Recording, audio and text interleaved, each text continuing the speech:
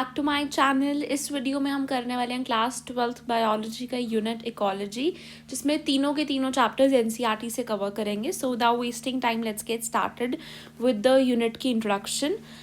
सबसे पहले यहाँ पे क्या लिखा है कि बायोलॉजी को हम स्टडी कर सकते हैं in the forms of botany, zoology, microbiology, classical या मॉडर्न बायोलॉजी। इकोलॉजी जो है हमें एक होलिस्टिक व्यू देता है बायोलॉजी का।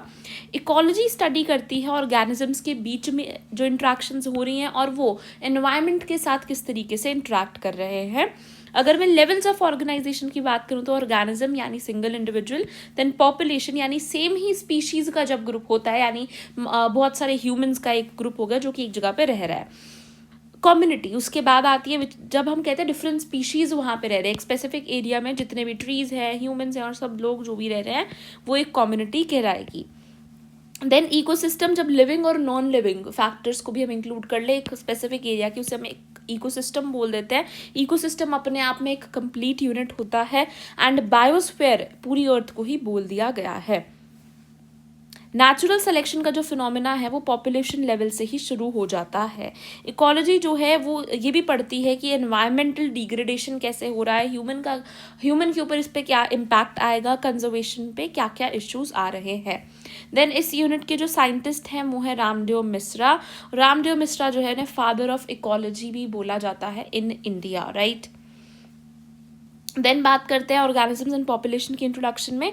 ये क्या कहते हैं कि जो इकोलॉजी है वो ऑर्गेनिज्म के बीच की इंट्रैक्शन पढ़ रही है, ऑर्गेनिज्म और एनवायरनमेंट की इंट्रैक्शन पढ़ रही है।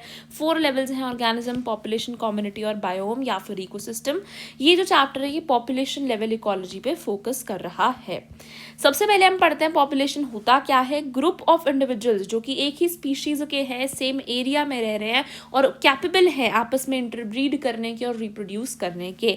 अगर मैं ह्यूमंस की बात करूं तो मैं सिर्फ मेल को नहीं काउंट करूंगी या सिर्फ फीमेल को काउंट नहीं करूंगी, दोनों को काउंट करें क्योंकि वही आपस में कैपेबल है इंटरब्रीड करने के लिए। एग्जाम्पल्स की बात करें तो जैसे कि लोटस प्लांट हो गया पोंड के अंदर, देन रैट्स हो गए बिल्डिंग के अंदर, ट्रीज हो गया एक फॉरेस्ट के अंदर एक ही स्पीशीज के, देन बैक्टीरिया हो गया कल्चर के अंदर। इंपॉर्टेंट क्या है कि नेचुरल सिलेक्शन जो है वो इसी लेवल पे शुरू हो जाती है। पॉपुलेशन इकोलॉजी जो है वो इकोलॉजी को जेनेटिक्स और एवोल्यूशन सबके साथ मिलाकर चलती है। पॉपुलेशन एट्रीब्यूट्स की बात करें तो हम ये वो एट्रीब्यूट्स है जो सिर्फ पॉपुलेशन के पास होते हैं, ना कि सिंगल इंडिविजुअल के पास ये एब्सेंट होते हैं। सबसे पहले बर्थ रेट यानी नेटालिटी। बर्थ रेट क्या है, नंबर ऑफ बर्थ्स कितने होने हैं पर individual per unit time. For example 20 plants थे, अब 28 हो चुके हैं, यानी 8 जो है वो नए ऐड हुए हैं, तो मैं 8/20 कर दूंगी कि 20 में से 8 ऐड हो रहे हैं, जितने भी टाइम में हुए हैं उतना टाइम का यूनिट आ जाएगा। तो 8/20 यानी 0.4 प्लांट बन रहा है एक प्लांट से। ऐसा पॉसिबल नहीं है, बट ये इंडिविजुअल के लिए है ही नहीं term, this is for population, right. Then बात करते हैं डेथ रेट और मोर्टालिटी। मोर्टालिटी क्या कहती है, डेथ रेट क्या कहता है, नंबर ऑफ डेथ्स कितनी हो रही हैं पर individual per unit time. Starting में 40 थी, अब 36 फ्लाइज रह गई, यानी 4 जो है वो मर चुकी हैं, तो 4/40 which is 0.1 fly per week आ जाएगा आंसर। रेट्स जो होते हैं वो हमेशा पर कैपिटा रेट्स होते हैं, यानी हम पर इंडिविजुअल निकालते हैं, सिर्फ टाइम के कंपैरिजन में नहीं निकालते, क्योंकि 4 मर रहे हैं, कितने टाइम में मर रहे हैं ये तो इंपॉर्टेंट है, एक बार साथ में ये भी इंपॉर्टेंट है 4 कितनों में से मर रहे हैं, राइट। तो सेक्स रेशो नेक्स्ट है। सेक्स रेशो जो है वो मेल और फीमेल का रेशो, एग्जाम्पल 60% फीमेल 40% मेल। ये जो है रिप्रोडक्शन का स्टेटस हमें बताता है। देन बात करें एज डिस्ट्रीब्यूशन की, तो पॉपुलेशन जो है उसके डिफरेंट एज ग्रुप्स होते हैं, जैसे कि प्री रिप्रोडक्टिव, रिप्रोडक्टिव और पोस्ट रिप्रोडक्टिव। सो ये 3 एज ग्रुप हमने एज ग्रुप्स में डिवाइड करा है पॉपुलेशन को। ये यंग हो गए, ये एडल्ट हो गए और ये ओल्ड हो गए, और हम एज पिरामिड से इनको सिम्बलाइज करते हैं। अब जिस एज पिरामिड के अंदर प्री रिप्रोडक्टिव लोग ज़्यादा होंगे उसे हम एक्सपैंडिंग बोल देंगे, क्योंकि आगे जाके यही लोग तो रिप्रोडक्टिव होंगे, तो उस टाइम पे जितने भी रिप्रोडक्टिव हैं आगे आने वाले टाइम में उससे ज़्यादा रिप्रोडक्टिव होने वाले हैं। सो जो पॉपुलेशन है वो फ्यूचर में एक्सपैंड करने वाली है, यानी ग्रो करने वाली है। अगर रिप्रोडक्टिव जो है वो प्री रिप्रोडक्टिव से ज़्यादा है, यानी कि जो रिप्रोडक्टिव इस टाइम पे हैं वो ज़्यादा हैं, आगे आने वाले टाइम में जो रिप्रोडक्टिव वाले लोग होंगे वो कम होंगे एज कम्पेयर टू अब वाले से, तो पॉपुलेशन जो है वो पक्का डिक्लाइन करने वाली है। एंड अगर ये दोनों इक्वल है, इसका मतलब पॉपुलेशन जो है वो स्टेबल रहने वाली है, कॉन्स्टेंट रहने वाली है। इसके बाद हम बात करते हैं पॉपुलेशन साइज़ या फिर डेंसिटी के बारे में। यहाँ पर बात करें पॉपुलेशन डेंसिटी जो है ये बेसिकली क्या रिप्रेजेंट करता है, कितने नंबर ऑफ़ इंडिविजुअल्स हैं पर यूनिट एरिया। इनको हर बार हम नंबर्स में तो काउंट नहीं कर सकते। जैसे प्लांट्स हैं तो हम कितना एरिया वो कवर कर रहे हैं उसको देखते हैं, क्योंकि कुछ प्लांट्स हो सकता है बहुत बड़े हों, कुछ हो सकता है छोटे हों। देन मान लो ट्रीज़ है और साथ में हम कुछ बहुत ही छोटे पार्थीनियम जैसे चीज़ों को कवर करें तो हम बायोमास देख लेते हैं। बैक्टीरिया है तो हम कल्चर की डेंसिटी देखते हैं, तो एक बैक्टीरिया को तो काउंट करने नहीं बैठेंगे, राइट। देन फिश है तो हम फिशेस को अंदर जाके पॉन्ड में काउंट तो कर नहीं सकते हैं, तो फिर हम क्या करते हैं, 2 पॉन्ड लिए, एक में मैंने नेट से निकाले, इसमें 4 फिशेज आई, इसमें उसी नेट से 6 फिशेज आई, तो हम रिलेटिवली देख लेते हैं कि यहाँ पर जो है ज़्यादा फिशेस प्रेजेंट हैं। देन टाइगर्स को हम अब किसी बड़े जंगल के अंदर काउंट तो नहीं कर सकते, तो हम पग मार्क्स या फीकल पैलेट से काउंट करते हैं। रिलेटिव डेंसिटी को भी हम यूज़ कर सकते हैं क्योंकि हर बार एग्जैक्ट नंबर को काउंट करना पॉसिबल नहीं होता है। देन कुछ की पॉइंट्स जो यहाँ पे थे, दैट वाज की पॉपुलेशन एट्रीब्यूट्स ये सारे हैं। रेट्स जो है पर कैपेसिटा होता है। एज पिरामिड जो है वो एक्सपैंडिंग, स्टेबल और डिक्लाइनिंग हो सकता है। डेंसिटी जो है वो हमेशा नंबर में काउंट नहीं होती। सिलेक्शन जो है वो पॉपुलेशन पे एक्ट करता है इंडिविजुअल पे। नेचुरल सिलेक्शन का जो फिनोमेना है वो एक पॉपुलेशन लेवल पे एक्ट करता है, राइट। यस, तो ये सब कुछ यहाँ लिखा हुआ है, राइट। देन यहाँ पे हमें ये डायग्राम दिखाई दे रहा है। दिस इज़ फॉर एक्सपैंडिंग यानी कि प्री रिप्रोडक्टिव जो है वो ज़्यादा है। अब आगे आने वाले टाइम में या आपकी रिप्रोडक्शन जो है और ज़्यादा होगी यानी एक्सपैंड होगी। यहाँ पे ये स्टेबल हैं तो फिर ये दोनों इक्वल हैं तो ये इसका मतलब स्टेबल। यहाँ पे ये जो है वो एज रिप्रोडक्टिव से कम है तो दैट मीन्स ये डिक्लाइनिंग हो जाएगी, राइट।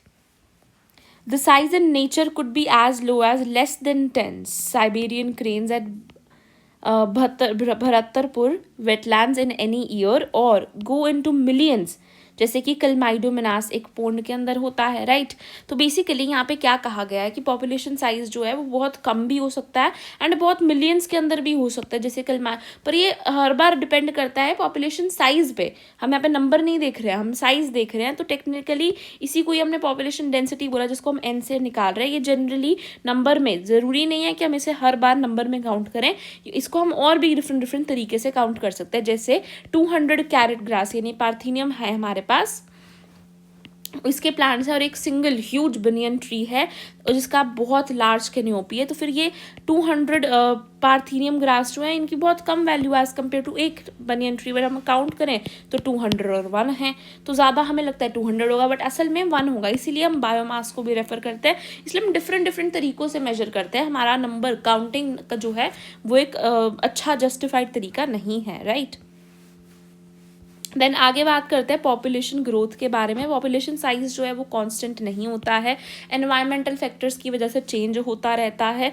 अब ये सारे फैक्टर्स हैं जो कि पॉपुलेशन डेंसिटी को चेंज कर सकते हैं। पहला है नेटालिटी यानी बर्थ रेट।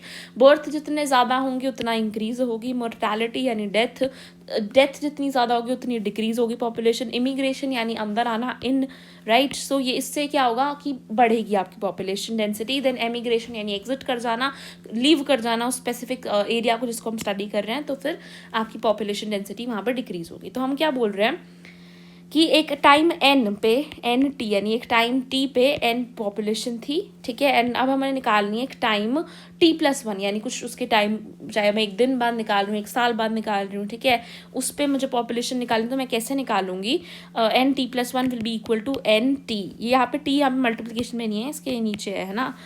तो इनटू प्लस में हम क्या ऐड करेंगे, प्लस में मुझे इसमें क्या ऐड करना है, b+i जो भी है यानी बर्थ रेट कितना है प्लस इमिग्रेशन कितनी है, और माइनस क्या करना है मुझे, d और i को माइनस करना है। तो ये काफ़ी इंपॉर्टेंट हो जाता है।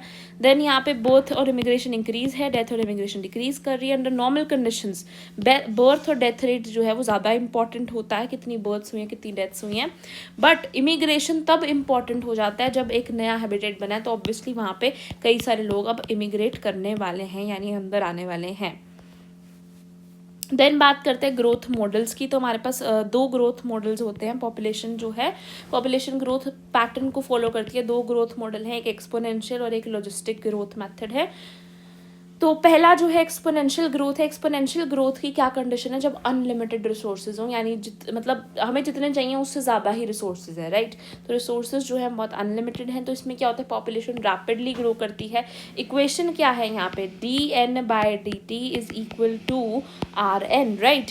यहाँ पे dn बेसिकली क्या है, कितनी नंबर पॉपुलेशन है आपकी बाय dt, और n आपकी पॉपुलेशन डेंसिटी है। r यहाँ पर क्या हो जाता है, इंट्रिंसिक रेट है कि जिससे इंक्रीज कर रही है पॉपुलेशन, और ये r की वैल्यू b-t यानी बर्थ माइनस डेथ रेट हो जाती है। इंटीग्रल फॉर्म में अगर मैं लिखना चाहूँ तो मैंने लिख दिया कि मेरी एन टी टाइम पे कितनी हो रही है, देन एन नोट स्टार्टिंग में कितनी थी, ई की पावर आर टी हो जाएगी, राइट। एन नोट आपकी इनिशियल पॉपुलेशन है, एन टी आपकी पॉपुलेशन है, जब मैं निकाल रही हूँ पॉपुलेशन को, ई की आपका 2.718 के बराबर हो जाता है। इसका जो कर्व आता है that is J shaped curve आता है इसके अंदर, क्योंकि जो आपकी एक्सपोनेंशियली इन्फिनिटली ग्रो ही करता जाएगा, जे शेप्ड की कर्व आएगा इस तरीके से, क्योंकि अनलिमिटेड रिसोर्सेज हैं तो फिर वो ग्रो कर रहे हैं, राइट। एग्जाम्पल क्या है, बैक्टीरिया को जब हमने रख रखा है तो हमने अनलिमिटेड रिसोर्सेज डाल रखे हैं, वो ग्रो करते जाएंगे। पैरामीशियम हो गए, और इनिशियली अभी हम अब ह्यूमंस का भी देखें तो ऐसा ही है, हमें लग रहा है कि रिसोर्सेज बड़े ही अनलिमिटेड है, right. Intrinsic rate of increase की बात करूँ आर की, तो फिर capacity of population to grow, यानी कि पॉपुलेशन की क्या कैपेसिटी है ग्रो करने की, जितना ज़्यादा स्मॉल आर, जितना ज़्यादा इंट्रिंसिक रेट होगा उतनी फास्ट ग्रो हो रही है। अब रैट की बात करें तो जितना रिप्रोड्यूस करते हैं उतने लोग मर भी जाते हैं, तो उनका जो आर की वैल्यू है वो कम है। और जब मैं बात करूँ फ्लावर बीटल की, तो उनकी जो वैल्यू है वो ज़्यादा है, राइट। फिर एक चेस की स्टोरी में एग्जाम्पल दे रखा है एक्सपोनेंशियल ग्रोथ का, जिसमें कि ग्रेन आपको स्टोरी बताऊंगी, राइट। उससे पता चलता है हमें कि एक्सपोनेंशियल इंक्रीज जो है कितना ज़्यादा ह्यूज होता है अगर हम उसे देखें, राइट। सेम जो है वो बैक्टीरिया और पैरामीशियम में हमें देखने को मिलता है, राइट।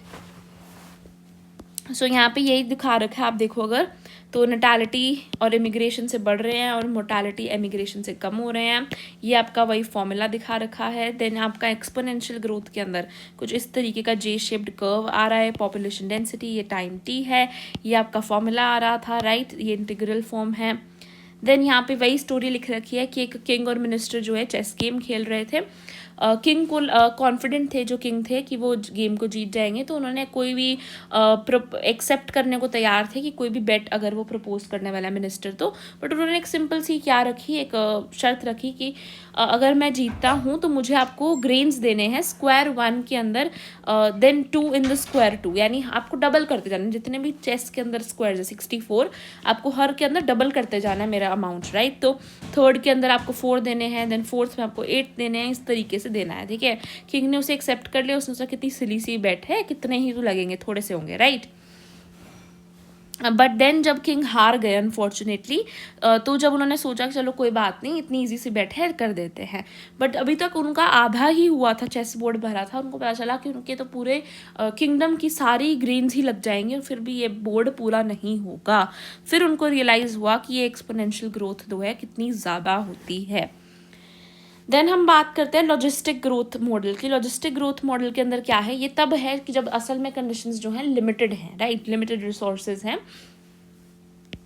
असल के अंदर तो यही होता है, अनलिमिटेड वाली कंडीशन तो एक फैंटेसी है ना, लिमिटेड ही होती है असल लाइफ के अंदर। तो पॉपुलेशन जो है फॉर एवर ग्रो नहीं कर सकती, हैबिटेट जो है उसकी लिमिट है, कैरिंग कैपेसिटी है, नेचर एक की कैरिंग कैपेसिटी उससे ज़्यादा ग्रो नहीं करने दे सकती नेचर, उसी कैरिंग कैपेसिटी को के से सिम्बलाइज करते हैं।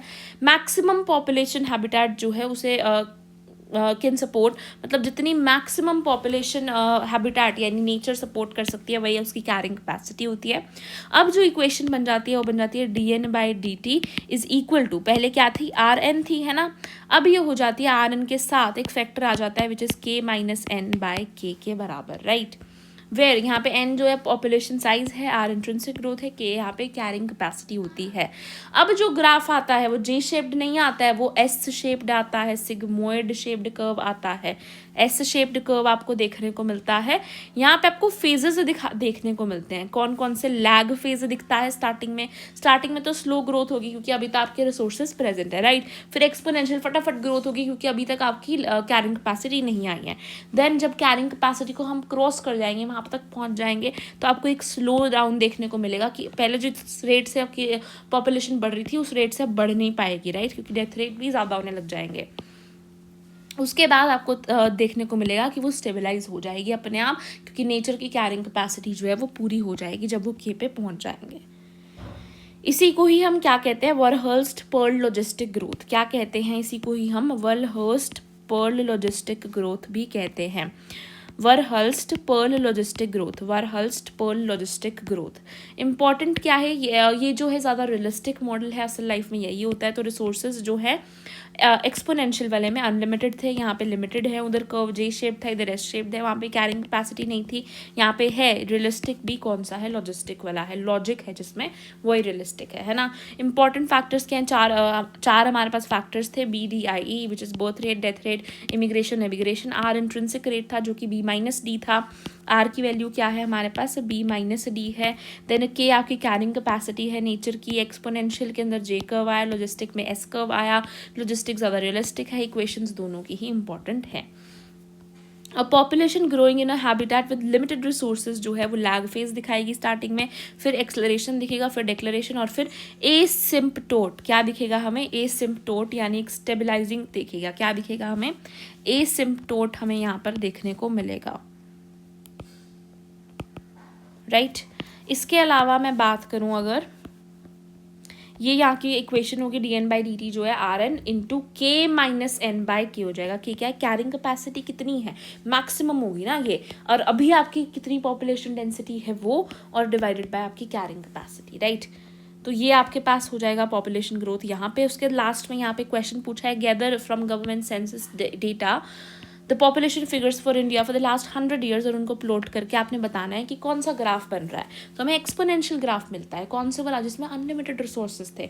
आप देखो इंडिया के अंदर ग्रोथ कितनी ज़्यादा हुई है, एक्सपोनेंशियल वे में हुई है। स्टार्टिंग में एक लैग फेज दिखेगा, उसके बाद कितनी इंडिपेंडेंस के बाद हमने रिप्रोडक्टिव हेल्थ में बढ़ा, इंडिपेंडेंस के बाद किस तरीके से एक्सपोनेंशियल फेज में चले गए थे हम। उसके बाद हल्का सा डिक्लाइनिंग फेज दिखा है, देन स्टेबलाइजिंग दिखा है। तो आपको एक्सपोनेंशियल ग्रोथ दिखेगी, क्योंकि रिसोर्सेज अभी तक लिमिट नहीं हुआ है, यानी नेचर की कैरिंग कैपेसिटी तक तो हम नहीं पहुंचे हैं, बट हम जल्दी पहुंच जाएंगे जिस तरीके का रेट जो है बढ़ता जा रहा है। देन बात करते हैं नेक्स्ट की, विच इज़ लाइफ हिस्ट्री का वेरिएशन। लाइफ हिस्ट्री की वेरिएशन की बात करें, ऑर्गेनिजम्स जो हैं वो इवॉल्व वो होते हैं कि वो मैक्सिमाइज कर सके अपनी रिप्रोडक्टिव फिटनेस को, जो जिसी को हम डार्विनियन फिटनेस, या फिर अपनी वैल्यू ऑफ R जो है उसे ज़्यादा रख पाए, यानी जितने वो मर रहे हैं उससे ज़्यादा वो पैदा कर पाएँ। हर एक ऑर्गेनिजम्स जो है यही चाहता है, और इसीलिए वो इवॉल्व हुआ है ना। यही कारण है कि वो बच पाया है, इवॉल्व हो पाया है। लाइफ हिस्ट्री ट्रेट्स जो है वो डिपेंड करते हैं एबायोटिक फैक्टर्स पे और हैबिटेट कंडीशंस पे। यानी कि जो लाइफ हिस्ट्री ट्रेट्स हैं वो डिपेंड करते हैं, लाइफ हिस्ट्री के जो ट्रेट्स हैं, कि एबायोटिक फैक्टर्स क्या हैं आसपास, बायोटिक फैक्टर्स क्या हैं, हैबिटेट की कंडीशंस क्या क्या हैं। डिफरेंट स्ट्रैटेजीज हैं। अब कुछ लोग जो हैं वो एक ही बार ब्रीड करते हैं, फॉर एग्जाम्पल पैसिफिक सैल्मन या फिर बैम्बू। अगर मैं बात करूं, कुछ लोग हैं जो कि कई बार ब्रीड करते हैं, जैसे कि बर्ड्स या मैमल्स हो गए, है ना। कुछ के जो ऑफस्प्रिंग होते हैं बड़े छोटे छोटे होते हैं, जैसे कि ऑयस्टर्स और फिशेस। हमारे फ्यू लार्ज बहुत ही कम होते हैं, ज़्यादा नहीं होते। ये लोग बहुत ज़्यादा स्मॉल ऑफस्प्रिंग्स पैदा करते हैं, बहुत कम पैदा करते हैं, बट छोटे छोटे ऑफस्प्रिंग्स करते हैं। फॉर एग्जाम्पल बर्ड्स और मैमल्स हो गए, राइट। तो हमारे पास बर्ड्स और मैमल्स कहाँ पे आए थे, ब्रीड मैनी टाइम्स के अंदर आए हैं। एक बार आए हम फ्यू लार्ज ऑफ स्प्रिंग, है ना, बर्ड्स और मैमल्स आए हैं। बाकी स्मॉल ऑफ स्प्रिंग्स और जो मैनी दे रहे हैं, दे आर योर ऑयस्टर्स और फिशेस, और जो एक बार ब्रीड कर रहे हैं, these are your Pacific salmon and bamboo. ठीक है, इनका मतलब क्या है, जो फ्यू लार्ज ऑफ स्प्रिंग दे रहे हैं इनका सर्वाइवल रेट ज़्यादा होगा। ये जो लार्ज बन रही है, जो छोटे बहुत सारे दे रहे हैं, छोटे दे रहे हैं, इनमें क्या हो रहा है, बड़े सारे नंबर में तो कर रहे हैं, पर उनमें सर्वाइव जो है बड़े थोड़े से कर पाते हैं, राइट। यहाँ पे जो एक बार ब्रीड कर रहे हैं वो सिमेल्पेरस होते हैं, एंड जो कई बार कर रहे हैं वो इटेरोपेरस होते हैं। ये क्या कहना चाह रहा है, देखो कुछ जो है वो some produce a large number of offspring, जैसे कि ऑयस्टर्स, और आपके पास पेलाजिक फिशेस हो जाती है ना, ऑयस्टर्स और पेलाजिक फिशेस, और हम जो है बहुत कम करते हैं, है ना। देन बात यहाँ पे देखो, under a particular set of selection pressures organisms जो हैं evolve towards the most efficient reproductive strategy. Some organisms breed only once in their lifetime, जिन्हें हम कहते हैं पैसिफिक सैल्मन या फिर फिश या फिर बैम्बू, ये सब आपके एग्जाम्पल्स हैं। While other breed many times in their life, जैसे कि बर्ड्स और मैमल्स हो गए। कुछ जो है लार्ज नंबर ऑफ कर रहे हैं एंड कुछ जो है स्मॉल नंबर ऑफ कर रहे हैं, और कई सारे बेसिकली मैनी कर रहे हैं, right. So which is desirable for maximising. अब क्या ज़्यादा अच्छा है अगर फिटनेस ज़्यादा चाहिए, तो इकोलॉजिस्ट कहते हैं that life history traits of organism have evolved in relation to the constraints imposed by the abiotic and the biotic components of the habitat in which they live. Evolution जो है of life history वो trait करता है in different species and currently an important area of research being conducted by ecologists. तो अब इनमें से best क्या है ये तो नहीं पता चल सकता हमें. ये बताते हैं सभी अपने कंस्ट्रेंट्स के बाद ही इसको सबने इसी को इवॉल्व किया है और ये जिंदा रह पा रहे हैं. अब इनको पता है कि इनके ऑफस्प्रिंग जो है सर्वाइव नहीं करते, इसलिए उन्होंने ज़्यादा पैदा किया. इनको पता है कि करते हैं, इसलिए उन्होंने कम पैदा करे पर बड़े बड़े किए, राइट. देन ये सारी बातें यहाँ पर लिखी हैं. लाइफ हिस्ट्री ट्रेट्स जो है वो इवॉल्व हुआ है अकॉर्डिंग टू एनवायरमेंटल कंस्ट्रेंट्स. ठीक है, लाइफ हिस्ट्री ट्रेट्स जो है वो इवॉल्व हुए हैं according to the environmental constraints. Then आते हैं हम पॉपुलेशन इंट्रैक्शन के ऊपर. इसी में से ही सवाल आने के मेन चांसेस हैं, राइट. पॉपुलेशन इंट्रैक्शन में क्या कहते हैं, कोई भी स्पीशीज़ जो है अकेली तो रह नहीं रही है यहाँ पर, है ना. हर एक स्पीशीज़ जो है वो दूसरों के ऊपर डिपेंडेंट है, चाहे उनके फूड है, चाहे पॉलिनेशन है, चाहे डीकम्पोजिशन है, चाहे न्यूट्रिएंट साइकिल है. इंट्रैक्शन बिटवीन स्पीशीज़ यानी एक स्पीशीज़ और दूसरी स्पीशीज़ के बीच की जो इंट्रैक्शन है उसे तो इंटरस्पेसिफिक इंट्रैक्शन बोलते हैं. जो विद इन स्पीशीज़ यानी एक स्पीशीज़ के बीच में ही हो रही है ना, तो उसे मैंने बोल दिया इंट्रा स्पेसिफिक इंट्रैक्शन, है ना. इंटर होता है दो के बीच में और इंट्रा होता है एक ही के बीच में, अंदर ही, राइट. हमने क्या क्या पढ़ना है, म्यूचुअलिज्म पढ़ना है. म्यूचुअलिज्म में दोनों का फ़ायदा होता है, कंपटीशन में दोनों का नुकसान होता है. प्रेडेशन के अंदर एक का फ़ायदा एक का नुकसान होता है, जो प्रे है उसका नुकसान, जो प्रेडेटर है उसका फ़ायदा. देन पैरासिटिज्म के अंदर क्या होता है, एक का फ़ायदा होता है जो कि उसके ऊपर रहता है, और जो इसका नुकसान, जिसका वो न्यूट्रिशन ले रहा है, जिसका वो शेल्टर ले रहा है, उसका नुकसान होता है. कमेंसलिज्म में एक का फ़ायदा और एक का कुछ भी नहीं होता. अमेंसलिज्म में एक का नुकसान और एक का कुछ भी नहीं होता, राइट. सो यहाँ पर हम देखते हैं आगे चल के, यही टेबल यहाँ पे भी बना रखा है. सबसे पहले हमने जो देखना है दैट इज प्रेडेशन. प्रेडेशन के अंदर प्रेडेटर जो है वो प्रे को खाता है, जैसे टाइगर डियर को खाता है, स्पैरोसीड को, हर्बीवोरस प्लांट्स को खाते हैं. फंक्शन क्या है प्रेडेटर, क्या क्या क्या फंक्शन है प्रेडेटर के, फंक्शन क्या है, ये एनर्जी को ट्रांसफर कर रहे हैं हायर ट्रॉफिक लेवल के ऊपर और प्रे की पॉपुलेशन को कंट्रोल में रख रहे हैं. अगर प्रेडेटर हटा दें तो प्रे की पॉपुलेशन बहुत ज़्यादा बढ़ जाएगी, उनके बीच का कॉम्पिटिशन बढ़ जाएगा, और इस स्पीशीज़ की डाइवर्सिटी बना के रख रहे हैं. अब मान लो यहाँ पे आपको एक एग्जांपल देते हैं. स्टारफिश पिजास्टर जो है, जब हमने उसको रिमूव कर दिया तो जो उसका प्रे था ना, उसकी कई सारी स्पीशीज़ थी, बट वो सारी स्पीशीज़ जो थी ना उनमें से कई सारी स्पीशीज़ जो है वो एक्सटिंक्ट हो गई, सिर्फ थोड़ी सी रह गई. अब ऑब्वियसली जब हमने उनका कोई प्रेडेटर निकाल दिया है, राइट, तो फिर अब वो आपस में ही कंपटीशन करेंगे, उनकी क्वांटिटी बढ़ जाएगी. अब जो ज़्यादा सुपीरियर होगी वो एग्जिस्ट करेगी, बाकी की एक्सटिंक्ट कर जाएगी. तो स्पीशीज़ की डाइवर्सिटी मेंटेन करने के लिए भी प्रेडेटर का बहुत बड़ा रोल होता है. इन्फीरियर वाली एक्सटिंक्ट हो जाती है, सुपीरियर वाली रह जाती है, अगर ऐसा हम कर दें कि हम प्रेडेटर को हटा दें. प्रिवेंट करता है इकोसिस्टम को इनस्टेबल होने से, उसकी स्टेबिलिटी मेंटेन करके रखता है. तो प्रेडेटर जो होता है ना वो प्रूडेंट भी होता है. कैसा होता है, प्रूडेंट होता है, यानी प्रेडेटर को अपनी लिमिट्स पता होती हैं. ऐसा नहीं है कि उसको दो खरगोश खाने का मन है तो वो 10 खरगोश मार देगा, ऐसा नहीं होता है ना. उसको पता है अपनी लिमिट्स, उसको पता है कि उसको कल भी खरगोश ही खाने हैं, राइट. तो सारे खरगोश बिना बात के नहीं मारता, जब उसे भूख लगती है तभी मारता है. ऐसे ही मैंने एग्जाम्पल दिया, जो स्टारफिश पिजास्टर को जब रिमूव किया तो कई सारी स्पीशीज उसकी प्रे की एक्सटिंक्ट हो गई. देन बायोलॉजिकल कंट्रोल की बात करें तो प्रेडेटर्स को हम पेस्ट को कंट्रोल करने के लिए भी यूज़ करते हैं, हमने पढ़ा ऑलरेडी, राइट. देन कैक्टस जो ऑस्ट्रेलिया के अंदर कैक्टस ऑस्ट्रेलिया के अंदर यूज़ होता है मोथ्स को यूज़ करने के, मोथ्स को कंट्रोल बेसिकली कैक्टस को कंट्रोल करने के लिए हम मोथ्स का यूज़ करते हैं ऑस्ट्रेलिया के अंदर, क्योंकि वो जो मोथ्स हैं वो कैक्टस को खा जाते हैं, राइट. कैक्टस बहुत ज़्यादा ना बढ़ जाए इस वजह से हम मोथ्स का यूज करते हैं, right.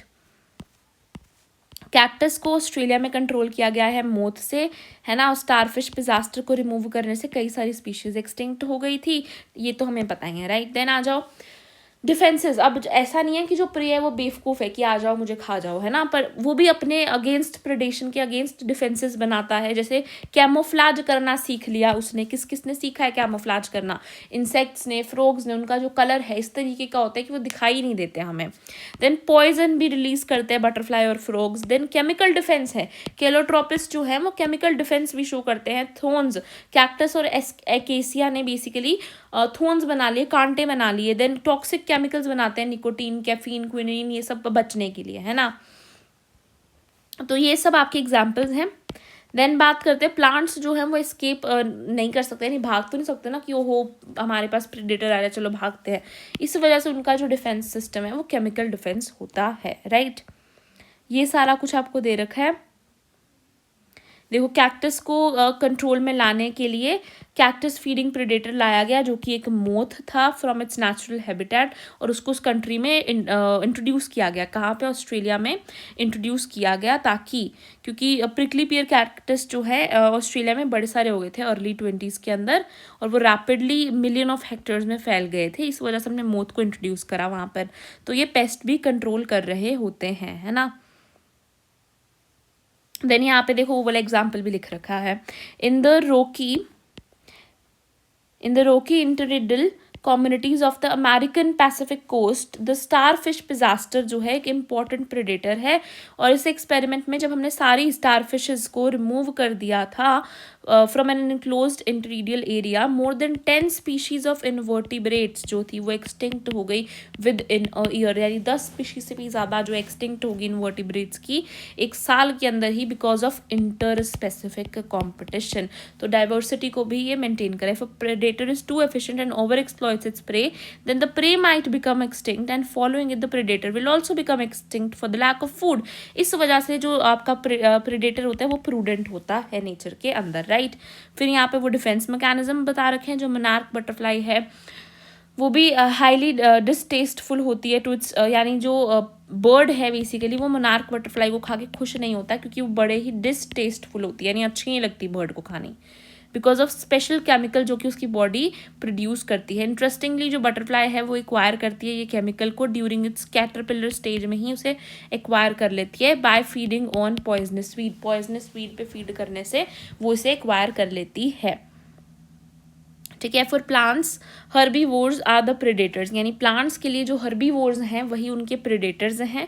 Nearly 25% of all the insects are known to be phytophagous, यानी 25% ऑफ द इंसेक्ट्स जो हैं फाइटोफेगस हैं, यानी प्लांट के सैप और अदर प्लांट्स पे वो फीड करते हैं। द प्रॉब्लम इज कि जो प्लांट हैं वो अनलाइक एनिमल्स भाग नहीं सकते अपने प्रेडेटर से, इसीलिए उन्होंने क्या दिया गया, केमिकल डिफेंस को किया है, जैसे थोन्स बना लिए हैं, या फिर कुछ मॉर्फोलॉजिकल डिफेंस किया है, या फिर केमिकल डिफेंस को उन्होंने इनहैबिट कर लिया है। जैसे कैलोट्रोपिस जो है वो अबेंडेंट फील्ड्स पे उगती है, और जो प्लांट जो है ये हाईली पॉइजनस कार्डियक ग्लाइकोसाइड बनाता है। This is why you will never see any cat और गोट उस प्लांट को खाती हुई आपको नहीं दिखाई देगी। एक wide variety of chemical substances other commercial पे हम यूज़ भी कर रहे हैं, ये सब भी प्रोड्यूस हुए थे असल में डिफेंस के लिए against grazers and browsers. I hope it's clear, right. तो ये सारे एग्जाम्पल्स हमें बैठकर याद करने हैं। देन बात करते हैं towards the next thing which is competition. Competition में दोनों का नुकसान होता है। अकर्स व्हेन स्पीशीज़, जब दोनों स्पीशीज़ को एक ही रिसोर्स चाहिए तो ये होता है। रिसोर्स आपका फूड, स्पेस, लाइट, वाटर हो सकता है। जैसे अब नीट एस्पायरेंट्स कॉम्पिटिशन कर रहे हैं किसके लिए?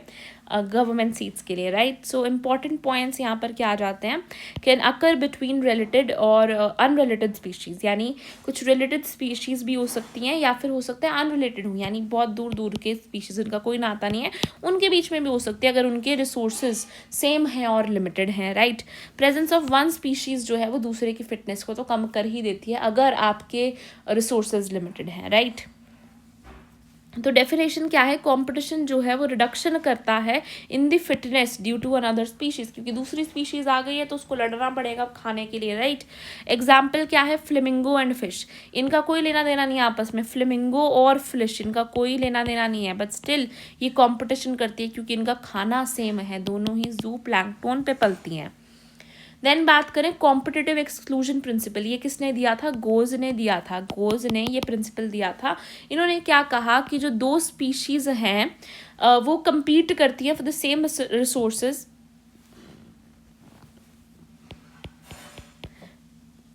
जो टू स्पीशीज जो कि सेम ही रिसोर्स के लिए compete कर रही हैं can not live together indefinitely, यानी वो ऐसी दो स्पीशीज जो कि एक ही रिसोर्स के लिए compete कर रही हैं तो वो पूरा टाइम मतलब indefinitely यानी इन्फाइनाइट टाइम के लिए साथ नहीं रह सकते, क्योंकि कभी ना कभी तो वो रिसोर्स लिमिटेड होगा और कभी ना कभी तो एक जो है दूसरे को हरा कर ख़त्म कर देगी, वन जो है उसको एलिमिनेट होना पड़ेगा. तो सेम रिसोर्स के लिए हम कॉम्पीट नहीं कर सकते हैं. कंडीशन क्या है? जब रिसोर्स लिमिटेड हो. जब रिसोर्स अनलिमिटेड है तो ऐसा नहीं होता, राइट. देन कॉम्पिटिटिव रिलीज क्या होता है? अब देखो, जैसे मान लो ए और बी है, दोनों आपस में कंपटीशन के अंदर है ना.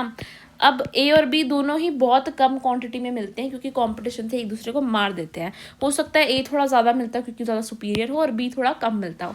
जैसे ही मैंने ए को हटाया, बी जो है वो रैपिडली बढ़ गया क्योंकि ए ही तो था जो उसके साथ कंपटीशन करके उसको दबा रहा था, उसको कम कर रहा था क्वांटिटी में. तो जैसे ही हम एक कॉम्पिटिटर को रिमूव करते हैं तो स्पीशीज़ जो है वो एक्सपैंड कर जाती है. जैसे कि टोर्टोइज जो थे वो एक्सटिंक्ट हो गए गोट्स को इंट्रोड्यूस करने से. जब हमने गोट्स को इंट्रोड्यूस करा, चाहे रिसोर्सेज थे, फिर भी टोर्टोइज जो थे वो एक्सटिंक्ट हो गए क्योंकि टोर्टोइज धीरे खाना खा रहे थे और गोट्स जो थी वो फटाफट खा लेती थी. तो टोर्टोइज को होता था कि ये ज़्यादा खा रही है, राइट. देन बात करें रिसोर्स पार्टीशनिंग की बात करें तो स्पीशीज़ जो हैं वो कंपटीशन को अवॉइड करती हैं. स्पीशीज़ कोशिश करती है कि वो कंपटीशन ना करें. क्यों? क्योंकि उनको भी पता है उनका नुकसान होने वाला है बाय यूजिंग डिफरेंट रिसोर्सेज. वो अपने आप में ऐसे समझौता कर लेती हैं जो इंटेलिजेंट होती हैं कि हाँ भाई तुम इधर खा लो, मैं इधर खा लूँगी. जैसे मानो warblers on the same tree, जो वार्बलर्स सेम ट्री पे होते हैं उन्होंने अपने अपने डिफरेंट फीडिंग जोन्स बना रखे होते हैं. कंक्लूजन क्या है? कंपटीशन एलिमिनेशन कोज कर सकता है, अडेप्टेशन भी बना सकता है और को एग्जिस्टेंस भी कर सकता है कि वो साथ में, अब देखो कितने खुशी तरीके से अपना डिफरेंट जोन बना के वार्बलर्स जो है सेम ट्री पे रह रहे हैं. ठीक है, कंपटीशन देख लेना थोड़ा सा. When Darwin spoke of the struggle for existence and survival of the fittest in nature, he was convinced that interspecific competition जो है एक बहुत ही पोटेंट फोर्स है in organic evolution. It is generally believed that जो competition है वो तभी होता है जब क्लोजली रिलेटेड स्पीशीज़ जो है सेम रिसोर्स के लिए compete कर रही हैं और वो लिमिटेड हो. But this is not entirely true क्योंकि फर्स्टली टोटली अनरिलेटेड स्पीशीज़ भी आपस में compete कर सकती हैं for the same resources. For instance in some shallow South American lakes, कहाँ पे? In some South American lakes के अंदर विजिटिंग फ्लेमिंगोज और रेजिडेंट फिशेज भी आपस में compete करें क्योंकि उनका खाना कॉमन है जो कि जू प्लैंक्टन होता है. सेकेंडली उन्होंने बोला रिसोर्सेज जो है need not be limiting for competition to occur. उन्होंने बोला रिसोर्सेज ऐसा भी हो सकता है कि लिमिटेड हो ही ना और आपका कंपटीशन फिर भी हो रहा है. Interference competition the feeding efficiency of one species might be reduced due to the interfering and inhibitory presence of the other species. यानी ये कह रहे हैं कि ऐसा भी हो सकता है कि एक की जो फीडिंग एफिशिएंसी थी वो कम हो रही है, सिर्फ उनको कोई कमी नहीं आ रही है ना, उनकी फीडिंग एफिशिएंसी बस कम हो रही है क्योंकि दूसरा बंदा आ गया है. इस वजह से भी क्या हो सकता है, इवन इफ जो रिसोर्सेज हैं वो अबंडेंट है. देयरफॉर कंपटीशन जो है वो एक is the best defined as a process in which the fitness of one species.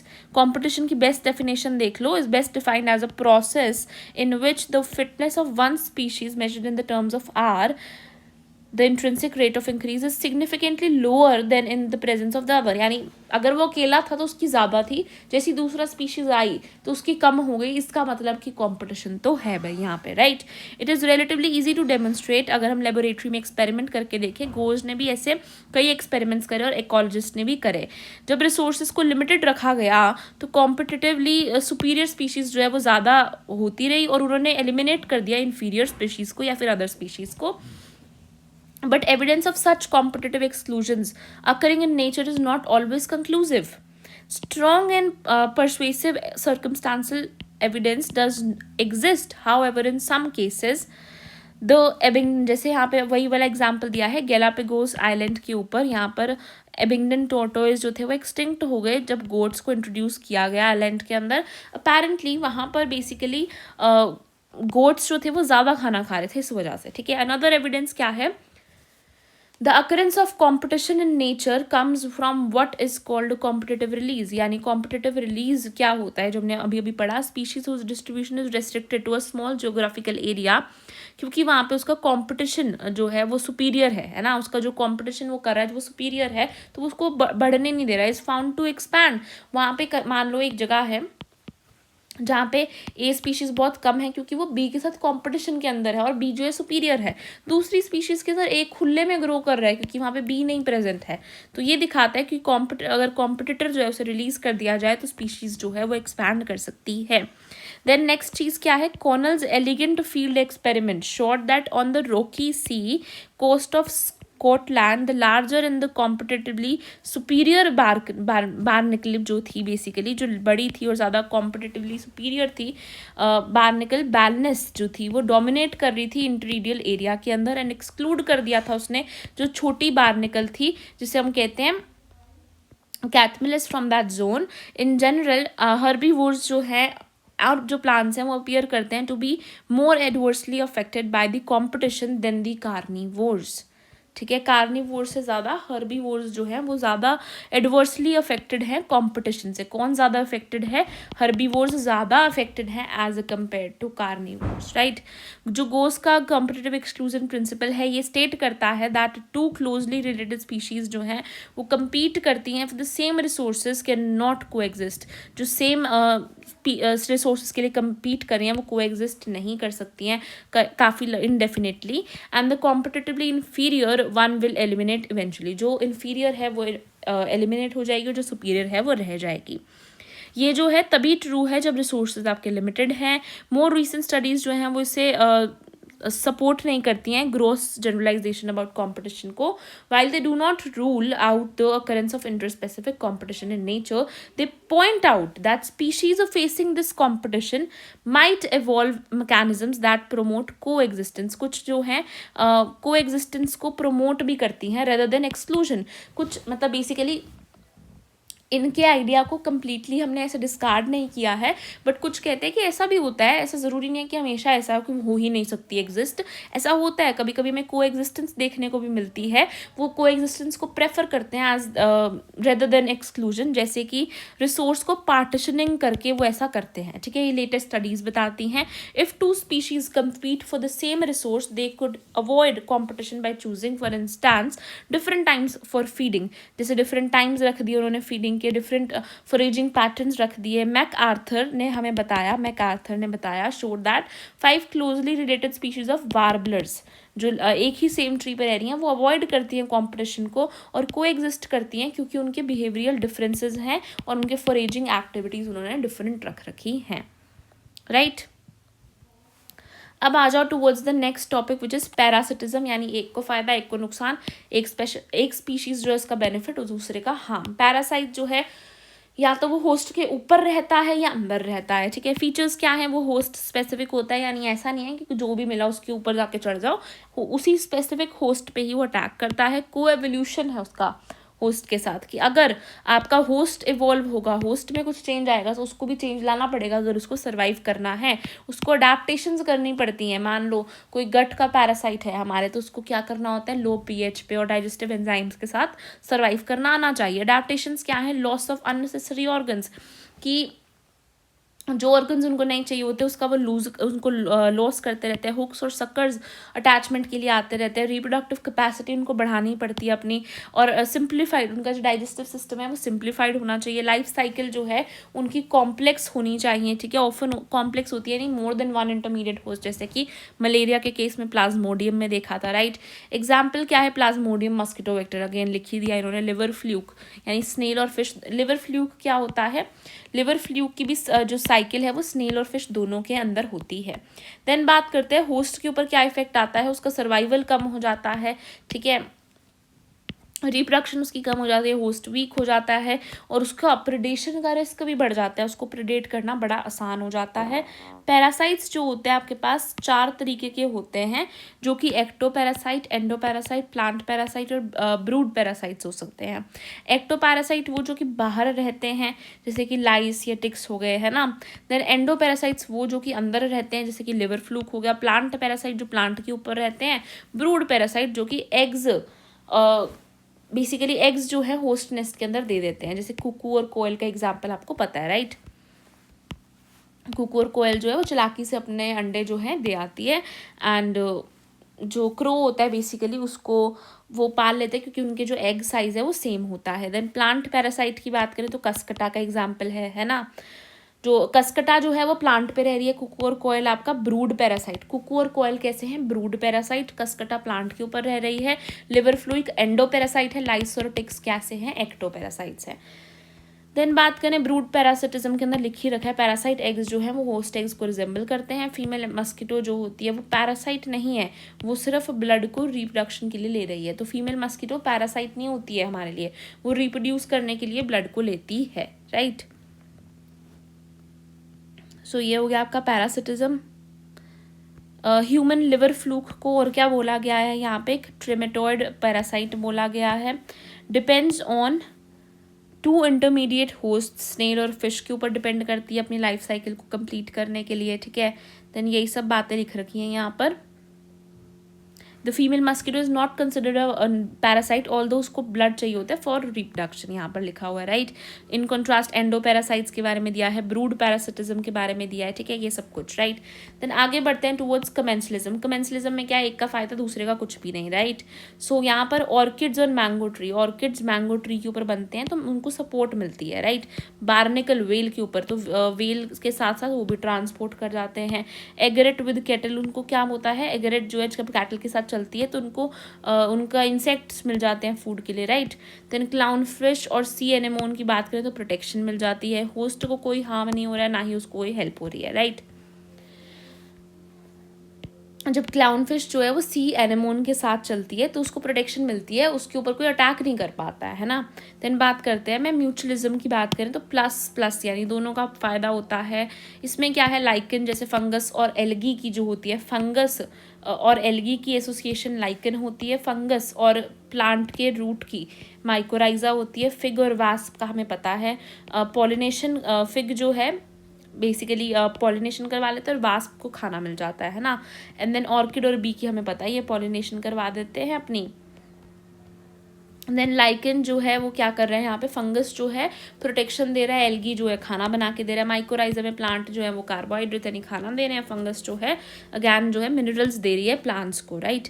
Plant और एनिमल का म्यूचुअलिज्म भी कैसे होता है? प्लांट को पॉलिनेशन, प्लांट को एनिमल्स चाहिए होते हैं पॉलिनेशन के लिए, सीड डिस्पर्जल के लिए, एनिमल को नेक्टर, पोलन और फ्रूट्स मिल जाते हैं बदले में। प्लांट जो है ये सब कुछ रिवॉर्ड के अंदर देती है, पर कभी कभी कुछ चीटर्स होते हैं जो एनिमल्स जो है वो नेक्टर खा जाते हैं बट पॉलिनेशन नहीं कराते हैं।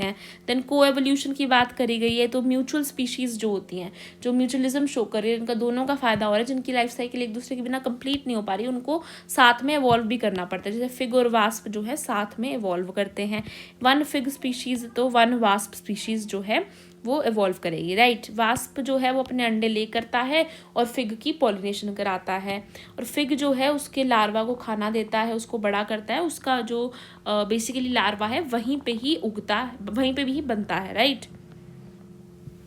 ऑर्किड का एग्जाम्पल दिया हुआ है, ऑर्किड जो है वो रिजेंबल करता है फीमेल बी को, है ना, और मेल बी जो है उसके पास जाके अट्रैक्ट हो जाती है, उसकी जो एक पेटल है ना फीमेल बी को रिजेंबल करती है, और मेल बी को लगता है कि फीमेल बी है, उसके साथ जाके वो स्यूडो कॉपुलेशन करता है, इस वजह से मेल को यहाँ पे धोखा दिया गया है, राइट। जो बी है वो पोलन ले जाते हैं, उसकी पॉलिनेशन हो जाती है, इसमें भी कोएवोल्यूशन दिखेगा। अगर मेल बी चेंज होगी तो ऑर्किड्स को चेंज होना पड़ेगा क्योंकि यही उसका पॉलिनेटर है। हालांकि यहाँ पे ऑर्किड्स जो है वो डिसीव कर रही हैं मेल बी को। देन यहाँ पे यही सेम चीज़ लिख रखी है, राइट। ये हो गया कमेंसलिज्म का एग्जाम्पल। जो फर्स्ट आपको दिखाई दे रहा है यहाँ पे आपको फिग है, fig flower is pollinated bye wasp, है ना। जो फिग फ्लावर है उसको वास्प पॉलिनेट करवा रहा होता है, और जो वास्प है वो अपने अंडे फिग के फ्रूट के अंदर देखो किस तरीके से प्रेजेंट होते हैं। देन ये आपकी बी जो है ऑर्किड फ्लावर को किस तरीके से पॉलिनेट कर रही है ये दिखाया गया है, दैट्स इट। इसके बाद समरी एक बार हम देख लेते हैं. As a branch of biology, ecology को जो है स्टडी किया जाता है of the relationships of living organisms with the abiotic physico chemical factors और बायोटिक कॉम्पोनेंट्स यानी other species of their environment. It is concerned with 4 levels of biological organisation, organisms, population, communities और biomes. Evolutionary changes जो हैं natural selection के through होते हैं, take place at population level पे होते हैं. हेंस जो पॉपुलेशन इकोलॉजी है वो बहुत इंपॉर्टेंट एरिया है इकोलॉजी का. पॉपुलेशन जो है ग्रुप ऑफ इंडिविजुअल्स है जो कि सेम स्पीशीज हैं और एक कॉम्पिटिशन के लिए एक शेयर कर रहे हैं for similar resources in a defined geographical area. Population जो है उनके एट्रीब्यूट्स हैं जैसे कि that individuals organisms do not, birth rate, death rate, sex ratio और age distribution हो गया. the proportion of different age groups of males and females जो है उसको ग्राफिकली हम एज पिरामिड से दिखाते हैं. इट्स शेप इंडिकेट करता है कि ग्रो आपकी जो पॉपुलेशन है वो ग्रो कर रही है, डिक्लाइन कर रही है या स्टेबल है, राइट. इकोलॉजिकल इफेक्ट्स जो हैं of any factor on a population जो जनरली अफेक्ट करता है पॉपुलेशन डेंसिटी को, विच उसको हम मेजर करते हैं नंबर, बायोम, परसेंट कवर, इस सब चीज़ों से डिपेंडिंग ऑन द स्पीशीज़ क्या हमारी रिक्वायरमेंट है. पॉपुलेशन जो है वो ग्रो करती है अगर बर्थ या फिर इमिग्रेशन हो रहा है और डिक्लाइन करती है अगर डेथ या एमिग्रेशन हो रहा है, ठीक है. When resources are unlimited, जब resources unlimited हैं तो एक्सपोनेंशियल ग्रोथ देखने को मिलती हैं और जब वो लिमिटेड होती हैं तो लॉजिस्टिक ग्रोथ पैटर्न देखने को मिलता है. और लॉजिस्टिक में हमारा एस शेप था और दूसरे में यानी कि हमारा जो एक्सपोनेंशियल था उसमें जे शेप था. इन ईदर केस ग्रोथ जो है वो अल्टीमेटली लिमिटेड हो ही जाती है by the carrying capacity of the environment. जो इंट्रिंसिक रेट होता है ऑफ नेचुरल इंक्रीज को आर कहते हैं जो कि B-D होता है. Is a measure of inherent potential कितना है पॉपुलेशन का ग्रो करने का. इन अ नेचर पॉपुलेशन जो है of different species in a habitat do not live in isolation but interact in many ways. Nature के अंदर पॉपुलेशन जो है वो डिफरेंट स्पीशीज़ जो हैं डिफरेंट हैबिटेट्स के अंदर in a habitat do not live in isolation, यानी अलग अलग नहीं रहती हैं, साथ में ही रहती हैं. इस वजह से वो काफ़ी वेज में इंटरेक्ट करती हैं आपस में. Depending on the outcome these interactions को हम basically between two species are classified. उनको हमने क्लासीफाई किया है. कॉम्पिटिशन जहाँ पे दोनों का नुकसान है, प्रेडेशन एंड पैरासिटिज्म जहाँ पे आपका एक का फ़ायदा है दूसरे का नुकसान है, कमेंसलिज्म जहाँ पे आपका एक का फ़ायदा है एंड दूसरे का कुछ भी फर्क नहीं पड़ता, मेंसलिज्म जिसमें एक का नुकसान है दूसरे को ज्ञान कुछ फर्क नहीं पड़ता, एंड म्यूचुअलिज्म यानी जब दोनों का फायदा होता है. प्रेडेशन जो है एक बहुत ही इम्पॉर्टेंट प्रोसेस है through which trophic energy transfer is facilitated and some predators जो हैं वो हेल्प करते हैं कंट्रोल करने में उनकी प्रे की पॉपुलेशंस को. प्लांट्स जो है उन्होंने इवॉल्व किया है डाइवर्स मॉर्फोलॉजिकल और chemical defences against this herbivory in competition. Competition के अंदर क्या होता है, it is presumed that the superior competitor जो है वो एलिमिनेट कर देगा इन्फीरियर वाले को, जिसे हम कॉम्पिटिटिव एक्सक्लूजन प्रिंसिपल कहते हैं जो गोज ने दिया था. पर कुछ क्लोजली रिलेटेड स्पीशीज़ जो है उन्होंने अपने आप को इस तरीके से इवॉल्व किया है वो को एग्जिस्टेंस शो करती है instead of elimination. Some of the most fascinating cases of mutualism in the area are seen the plant pollinator interactions, right. अब कुछ एक्स्ट्रा टॉपिक्स है उनको भी देख लेते हैं. इकोलॉजिकल निश क्या होता है, role plus position of species in ecosystem, यानी कि जब जिसमें हम रोल भी देख रहे हैं और साथ में उनकी पोजीशन क्या है इकोसिस्टम में वो भी चेक कर रहे हैं. इसमें इंक्लूड क्या होता है, रेंज ऑफ कंडीशंस की, कौन कौन सी कंडीशंस को वो टॉलरेट कर पा रहे हैं, कौन कौन से रिसोर्सेज यूज़ हो रहे हैं, फंक्शनल रोल क्या है इकोसिस्टम के अंदर. इसमें की पॉइंट बेसिकली क्या आता है, एक हैबिटेट के अंदर कई सारी निश हो सकती है पर एक स्पीशीज़ की एक ही निश होती है, सबकी अलग अलग होती है. अगर 2 स्पीशीज़ की साथ में हो जाती है तो फिर उसमें कॉम्पिटिटिव एक्सक्लूजन आ जाता है. देन बात करते हैं रामसर कन्वेंशन. ये एक इंटरनेशनल ट्रीटी है जो कि कंजर्वेशन करती है वेटलैंड्स की. वेटलैंड्स के अंदर lakes, marshes, rivers, coral reefs और मैंग्रोव्स आते हैं. ये बनी थी 1971 में. रामसर ईरान के अंदर है. कंजर्वेशन करती है वेटलैंड्स का, वाइस यूज़ करती है वेटलैंड्स का और बायोडाइवर्सिटी को मेंटेन करती है. रामसर साइट्स जो है वो इम्पॉर्टेंट है वेटलैंड्स को कंजर्व करने के लिए. एग्जाम्पल इंडिया के अंदर हमारे पास ये 4 एग्जाम्पल्स हैं. Ashtamudi which is in Kerala. Then Bhitarkanika which is Odisha, and Bhoj wetland which is in MP and Madhya Pradesh, and then Chandratal which is your in Himachal Pradesh. I repeat, Ashtmudi, right, and then Bhitarkanika, and then Bhoj wetland and then Chandratal, right. then इसके 3 pillars हैं कि wetlands को conserve करना है, vice use करना है और international cooperation भी उनको चाहिए, ठीक है. देन क्लाइमेट चेंज जो है वो जब लॉन्ग टर्म चेंज हो जाता है वेदर पैटर्न के अंदर, उसी को कहा जाता है। इसके कोजेस क्या है, सोलर रेडिएशन, नेचुरल और ह्यूमन दोनों की वजह से हो सकता है। नेचुरली सोलर रेडिएशंस अगर बदल जाएं, वोल्केनिक eruptions हो रही हैं, देन प्लेट टेक्टोनिक्स हो रहे हैं। ह्यूमन के अंदर डिफॉरेस्टेशन, पोल्यूशन, या फिर अगर CFC, CO2, CH4 ये सब इंक्रीज हो रहा है, इंडस्ट्रियलाइजेशन हो रही है। जब CO2 बढ़ता है तो ग्रीन हाउस इफेक्ट दिखता है, जिससे टेम्परेचर बढ़ता है और क्लाइमेट में चेंज दिखता है। इम्पैक्ट क्या आता है क्लाइमेट चेंज का, आइस जो है वो मेल्ट कर जाती है, सी लेवल बढ़ जाता है, फ्लड के जो एरिया चांसेस है वो बढ़ जाते हैं, टेम्परेचर जो है इंक्रीज करता है, ड्रॉट्स आ जाते हैं, सूखा पड़ जाता है, बायोडाइवर्सिटी का लॉस होता है, वाइल्ड लाइफ का रिस्क होता है, इकोनॉमिक भी काफ़ी लॉस होता है। क्लाइमेट चेंज से ह्यूमन की हेल्थ पे क्या फ़र्क आता है, हीट वेव से डिहाइड्रेशन, हीट स्ट्रोक्स और डेथ हो सकती है। देन फूड और पानी की शॉर्टेज हो सकती है, मेंटल स्ट्रेस या और PTSD हो सकता है, पोस्ट ट्रोमैटिक स्ट्रेस डिसऑर्डर हो सकता है। ओजोन डैमेज होने से लंग्स में प्रॉब्लम आ सकती है, एलर्जी हो सकते हैं, रेस्पिरेटरी डिजीजेज हो सकते हैं, डिजीज स्प्रेड होते हैं, कौन कौन से, वाटर बोर्न, फूड बोर्न और vector borne. So that's it for this chapter. Now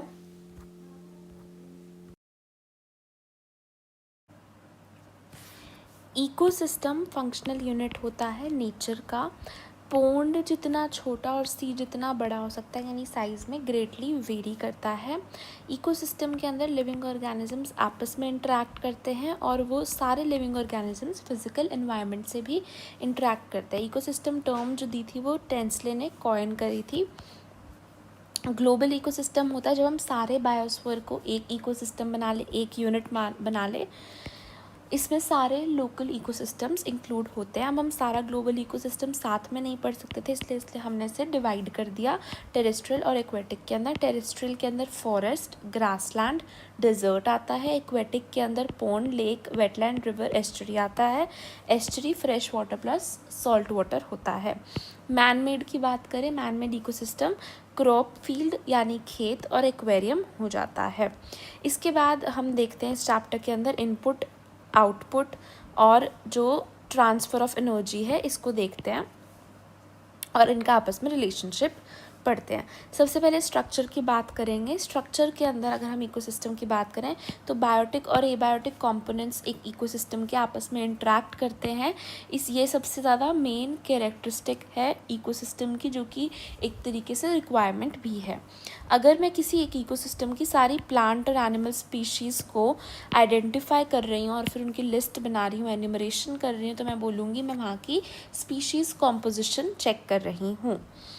अब जो डिफरेंट स्पीशीज़ हैं वो डिफरेंट लेवल्स पे होते हैं, इसी को हम स्ट्रैटिफिकेशन कहते हैं। फॉर एग्जांपल एक फॉरेस्ट में ट्रीज सबसे बड़े होते हैं, then shrubs, then herbs and then grasses. ये एक स्ट्रैटिफिकेशन हो गई। अगर मैं बात कर रही हूँ इकोसिस्टम की, तो इकोसिस्टम अगर कोई है तो इकोसिस्टम के ये 4 कंपोनेंट्स हैं विच आर वेरी इंपॉर्टेंट उसमें होने चाहिए। First is productivity, decomposition, energy flow, nutrient cycling. I repeat, productivity, decomposition, energy flow, nutrient cycling. यानी कुछ प्रोड्यूस होना चाहिए और जो मरा हुआ है उसको डीकम्पोज होना चाहिए, एनर्जी का फ्लो होना चाहिए, यूनिडायरेक्शनल होता है, न्यूट्रिएंट साइक्लिंग होनी चाहिए। साथ ही साथ इसमें बायोटिक एबायोटिक इंटरेक्शन भी होती है। ये एक फीचर है और ये 4 इसके कंपोनेंट्स हैं।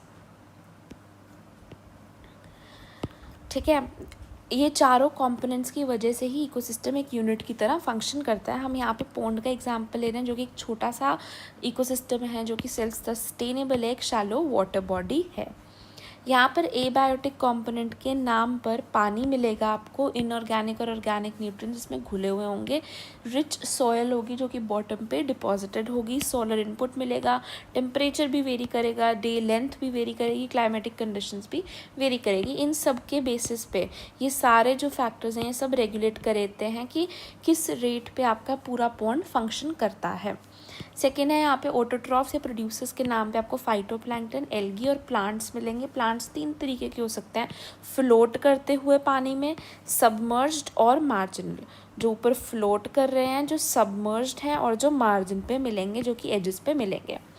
कंज्यूमर्स की बात करूँ, कंज्यूमर्स के नाम पे आपको जू प्लैंक्टन मिलेगा। जू प्लैंक्टन 2 तरीके के हो सकते हैं, जो फ्रीली स्विम कर रहे हैं और जो बॉटम ड्वेलिंग है, यानी जो ऊपर ऐसे स्विम कर रहे हैं, और कुछ जो बॉटम के अंदर आते हैं। फिर डिकम्पोजेस के नाम पे आपको बॉटम के अंदर फंजाई, बैक्टीरिया और फ्लैजेलेट्स मिलते हैं। अगर मैं बात करूँ, ये जो आपका पॉन्ड है, ये सिस्टम है जो कि सारे फंक्शंस को परफॉर्म कर रहा है जो एक इकोसिस्टम करता है।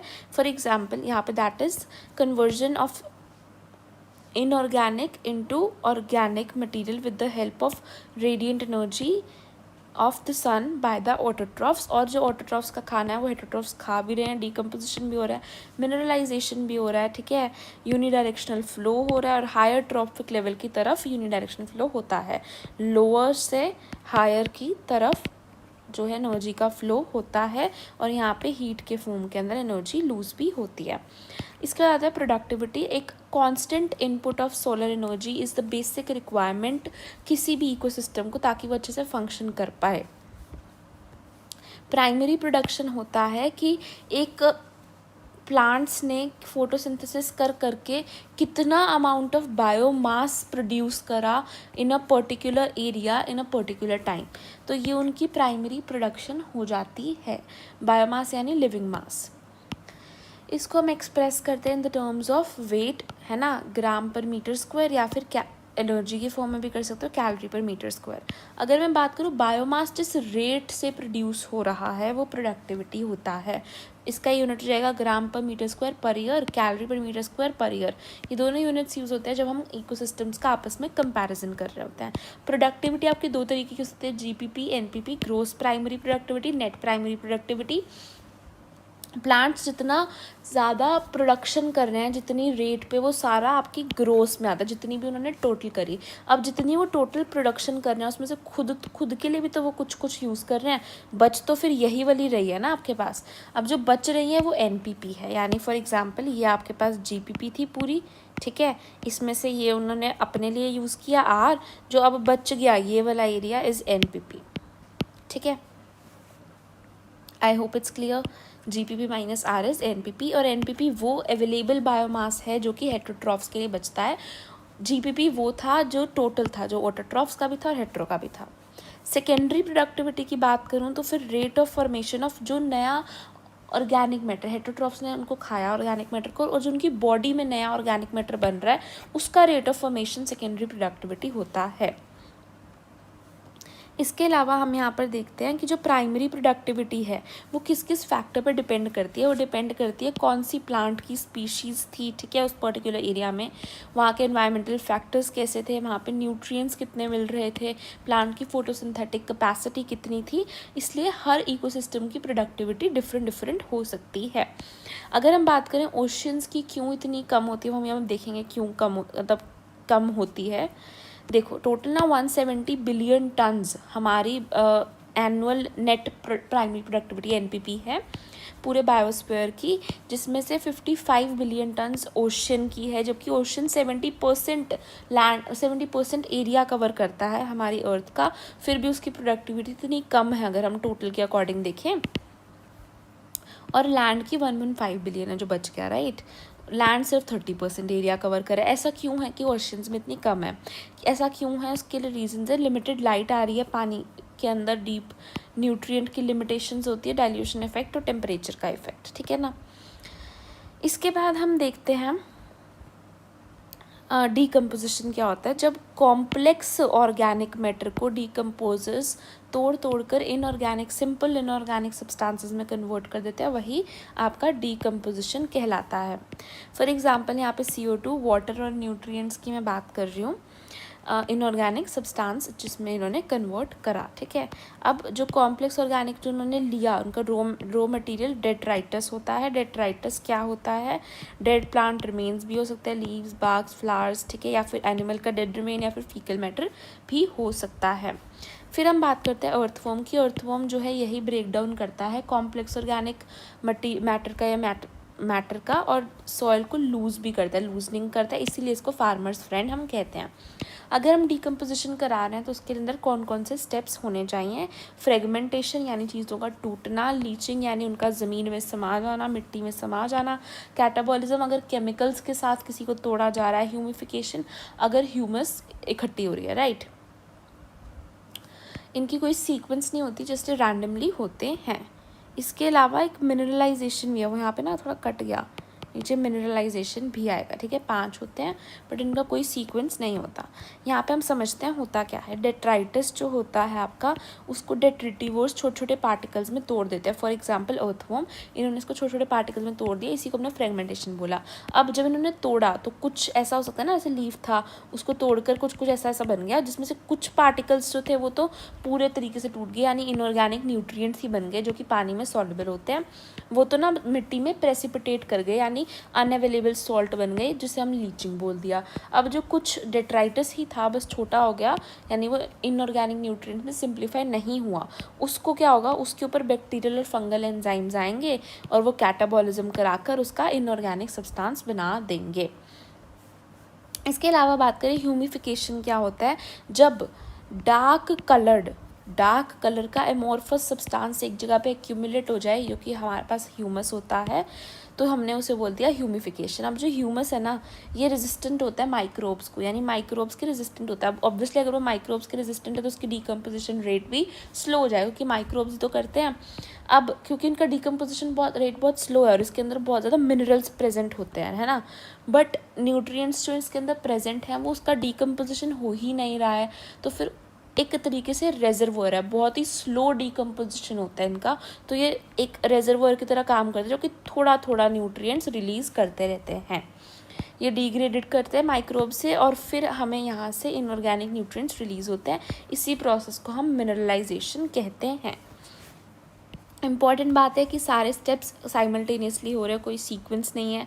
हो सकता है एक लीफ के बहुत सारे फेट हो सकते हैं, जब कोई लीफ नीचे गिरा, डेट्राइटिस बन गया, तो हो सकता है उसको कोई एनिमल या इंसेक्ट ही खा जाए, या हो सकता है उसके तोड़कर उसके न्यूट्रिएंट्स जो है सॉइल के अंदर लीच आउट हो जाएं, या हो सकता है उसके ऊपर डीकम्पोजर्स एक्ट करें और फिर से डीकम्पोजर्स एक्ट करें, for example earthworm, bacteria, soil mites या फिर फंजाई, ठीक है। अब जो फंजाई बैक्टीरिया होते हैं ना, इनको हम सेप्रोट्रॉफ में कंसिडर करते हैं, और अर्थवर्म को हम डेट्रिटिवोर। अर्थवर्म को भी डेड में फीड नहीं करता, वैसे these terms are very very interrelated, but still ये डायग्राम आप देख सकते हैं बहुत ध्यान से।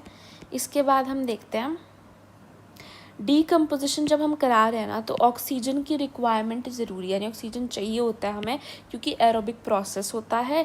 पर इसका जो रेट है डीकम्पोजिशन का, 2 चीज़ों पर डिपेंड करता है। पहले है केमिकल कॉम्पोजिशन ऑफ डेट्राइटिस, यानी डेट्राइटिस की केमिकल कॉम्पोजिशन क्या है उस पर तो डिपेंड करेगा ही, और क्लाइमेटिक फैक्टर्स पे भी डिपेंड करेगा।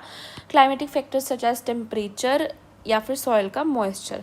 अगर मैं बात करूँ डेट्राइटस अगर लिग्निन या काइटन यानी हार्ड मटेरियल का बना, तो ऑब्वियसली उसकी डीकम्पोजिशन स्लो होगी। अगर वो नाइट्रोजन या पानी की सॉल्युबल सब्सटेंसेस से बना है, फॉर एग्जांपल शुगर, तो उसकी डीकम्पोजिशन फास्ट होगी।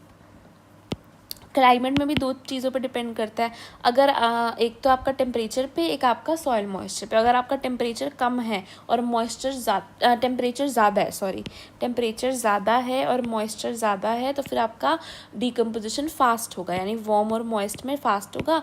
लो टेम्परेचर और लो ऑक्सीजन के अंदर आपका डीकम्पोजिशन कम होगा, क्योंकि इसमें आपका ऑर्गेनिक मैटर बिल्डअप होता रहेगा। तो ये दोनों डायरेक्टली प्रोपोर्शनल थे डीकम्पोजिशन के।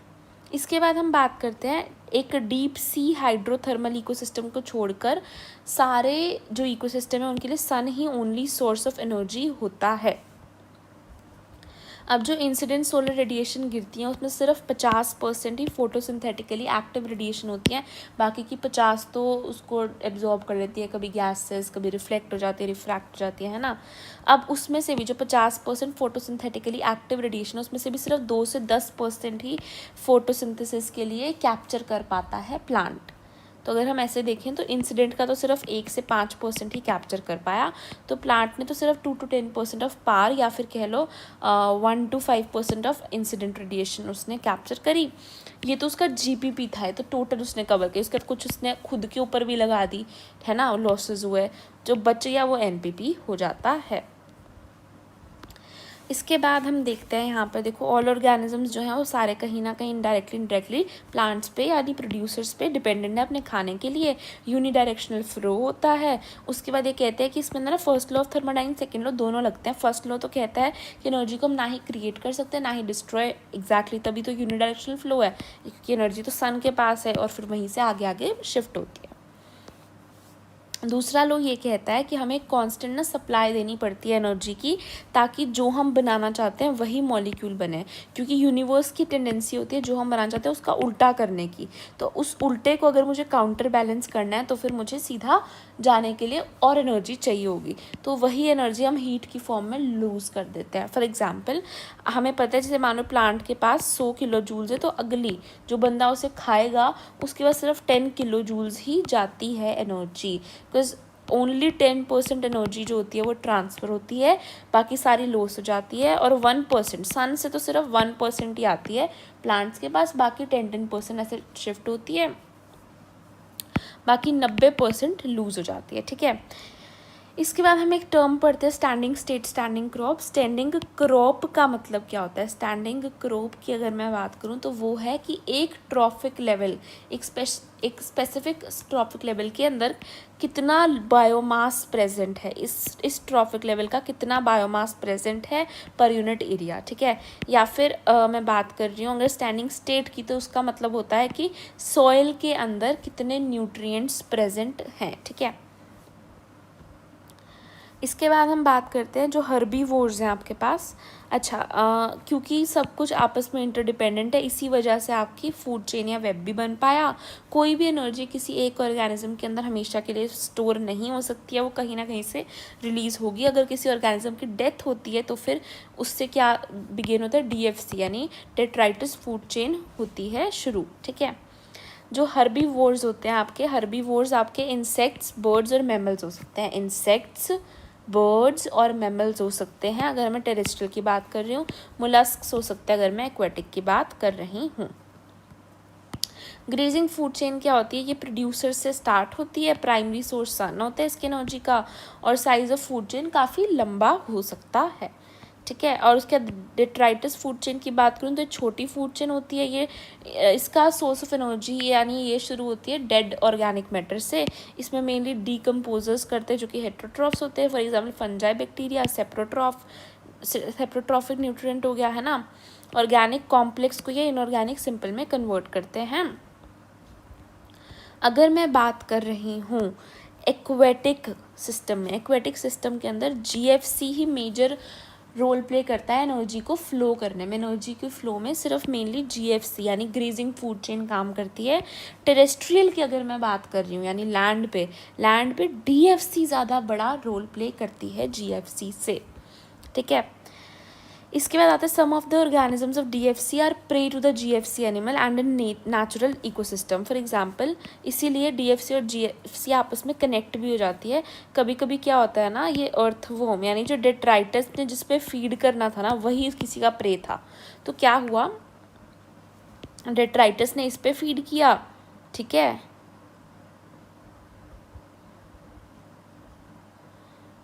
डेट्राइटस ने इसको खाया, अर्थवॉर्म ने एक सेकेंड, स्नेक ने फ्रॉग को खाया, फ्रॉग ने अर्थवॉर्म को खाया और अर्थवॉर्म को डेट्राइटस ने खाया। ठीक है, तो जब ऐसे कनेक्ट हो जाती है DFC और GFC ऐसा भी हो सकता है। इसके बाद एक कंट्रोवर्सी आती है जो कि आपके पास आती है कि कुछ एनिमल्स तो ओमनीवोरस होते हैं, है ना, कुछ एनिमल्स ओमनीवोरस होते हैं, तो उनको हम कहाँ पे प्लेस करें फूड चेन के अंदर, है ना, उनको कहाँ पे प्लेस करा जाए? यहाँ पर। तो ट्रॉफिक लेवल होता क्या है देख लेते हैं कि वो क्या न्यूट्रिशन यानी उनका सोर्स ऑफ न्यूट्रिशन क्या है, उसकी बेसिस पे हम उसको प्लेस कर सकते हैं ट्रॉफिक लेवल पे। फॉर एग्जांपल प्रोड्यूसर को प्राइमरी कंज्यूमर ने, फिर सेकेंडरी कंज्यूमर, फिर टर्जरी ने। यहाँ पे हमने इसे फर्स्ट ट्रॉफिक लेवल बोला, सेकंड, थर्ड एंड फोर्थ। यहाँ पे प्लांट्स है, यहाँ पे आपके हर्बीवोर्स है, यहाँ पे कार्निवोर, यहाँ पे टॉप कार्निवोर। ठीक है, इनको आगे कोई नहीं खाता क्योंकि एनर्जी लॉस की वजह से, है ना। मैनलाइन, यहाँ का बर्ड्स, फिशेस, वुल्व्स, यहाँ का जू प्लैंक्टन, ग्रास होपर, काओ, यहाँ पे phytoplankton, grass, tree, herbaceous, woody plants, algae, है ना। इसके बाद की अगर मैं बात करती हूँ तो हमें यहाँ पे मिलता है organisms at each trophic level depends on those at the lower, जो लोअर ट्रॉफिक लेवल पे उन पे वो डिपेंड करते हैं फॉर देयर एनर्जी डिमांड्स। ठीक है, हर एक ट्रॉफिक लेवल जो होता है उसका एक स्टैंडर्ड सर्टेन मास होता है, उसी को हम स्टैंडिंग क्रॉप बोल देते हैं।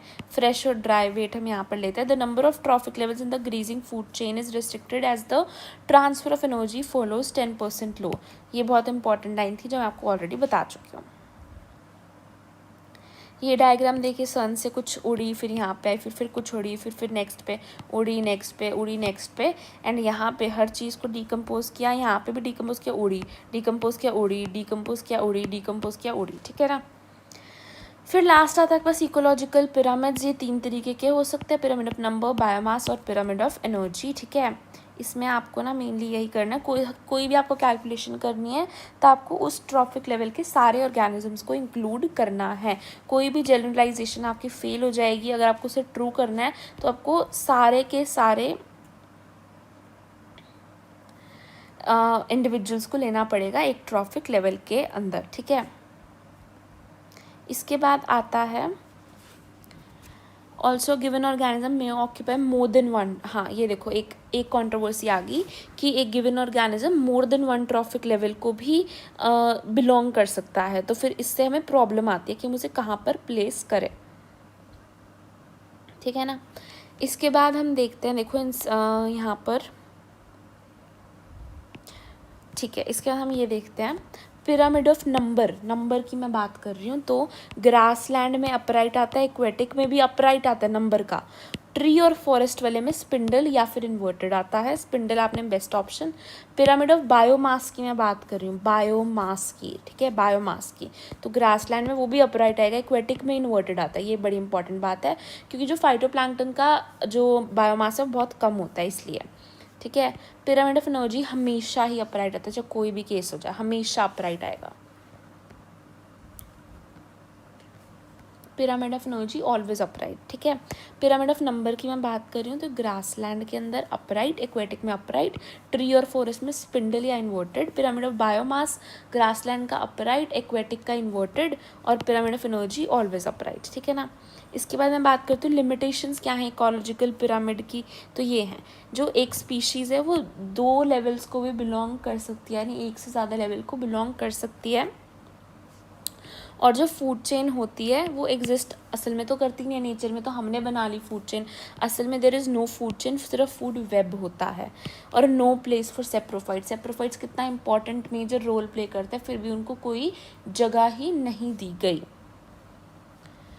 इसके बाद यहाँ पर समरी है, ये समरी ज़रूर रीड करना, वेरी इंपॉर्टेंट, सारा चैप्टर आपको क्लियर हो जाएगा, ठीक है। एक चीज़ यहाँ पे एक्स्ट्रा लिखी है, मैं बता देती हूँ। अगर आपके पास आ जाए डीकम्पोजिशन के अंदर कितने प्रोसेसेस लगे, 3, हमने पता है वही 3 को करना है, फ्रेगमेंटेशन, लीचिंग और कैटाबॉलिज्म को, इन तीनों को करना है। मिनरलाइजेशन और ह्यूमिफिकेशन अलग है ना। इसके बाद मैं बात कर रही हूँ न्यूट्रिएंट साइक्लिंग की। न्यूट्रिएंट साइक्लिंग क्या होता है? न्यूट्रिएंट साइक्लिंग 2 तरीके की हो सकती है, गैसियस और सेडिमेंट्री। अगर आपका गैसियस के अंदर, अगर गैस में ही न्यूट्रिएंट साइकिल हो रहा है तो एटमॉस्फेयर जो है आपका वो रिजर्वोयर की तरह काम करेगा। फॉर एग्ज़ाम्पल एटमॉस्फेयर या फिर पानी आपका काम करेगा रिजर्वोयर के अंदर, फॉर एग्ज़ाम्पल कार्बन, ठीक है। कार्बन की जब न्यूट्रिएंट साइक्लिंग चलती है तो फिर वो गैसियस होती है, यानी एटमॉस्फेयर या पानी रिजर्वोयर की तरह एक्ट करता है कार्बन के। सेडिमेंट्री वो जहाँ पे अर्थ की क्रस्ट रिजर्वोयर की तरह काम कर रही है। फॉर एग्ज़ाम्पल फॉस्फोरस की जो साइकिल होती है उसमें आपका अर्थ की क्रस्ट काम करती है। कार्बन की साइकिल गैसियस होती है, यानी कि उसमें एटमॉस्फेयर या हाइड्रोस्फेयर आपका रिजर्वोयर की तरह एक्ट करता है। सेडिमेंट्री यानी अर्थ की क्रस्ट, फॉर एग्जांपल फॉस्फोरस, ठीक है, दैट्स इट। उसके अलावा एक लास्ट पॉइंट है, इकोसिस्टम के जो भी प्रोसेसेस हुए हमने देखे, उनके जो प्रोडक्ट मिलता है उसको हम इकोसिस्टम सर्विस कहते हैं। इकोसिस्टम में जो भी प्रोसेसेस हो रहे हैं, चाहे डीकम्पोजिशन है, प्रोडक्शन है, एवरीथिंग है ना, साइकिल है, energy, flow of energy, inter relation, सब कुछ जितना भी प्रोसेसेस हो रहे हैं, इन सब की जो प्रोडक्ट आ रहा है वो इकोसिस्टम की सर्विस है। For example purification of air, water and forest, ठीक है। तो which is biodiversity and conservation. इसके अंदर हम स्टार्टिंग के अंदर यही पढ़ते हैं कि यहाँ पे मोर देन 20,000 स्पीशीज़ है एंट्स की, मोर देन 3 लाख स्पीशीज़ है बीटल्स की, मोर देन 28,000 स्पीशीज़ है फिशेस की, and more than 20,000 species present है of orchids. More than 20,000 for ants, 3 lakh से भी ज़्यादा बीटल्स की, 28,000 से भी ज़्यादा फिशेस की, एंड 20,000 से भी ज़्यादा ऑर्किड्स की फिशेस जो है, ऑर्किड्स की स्पीशीज़ जो है वो प्रेजेंट है।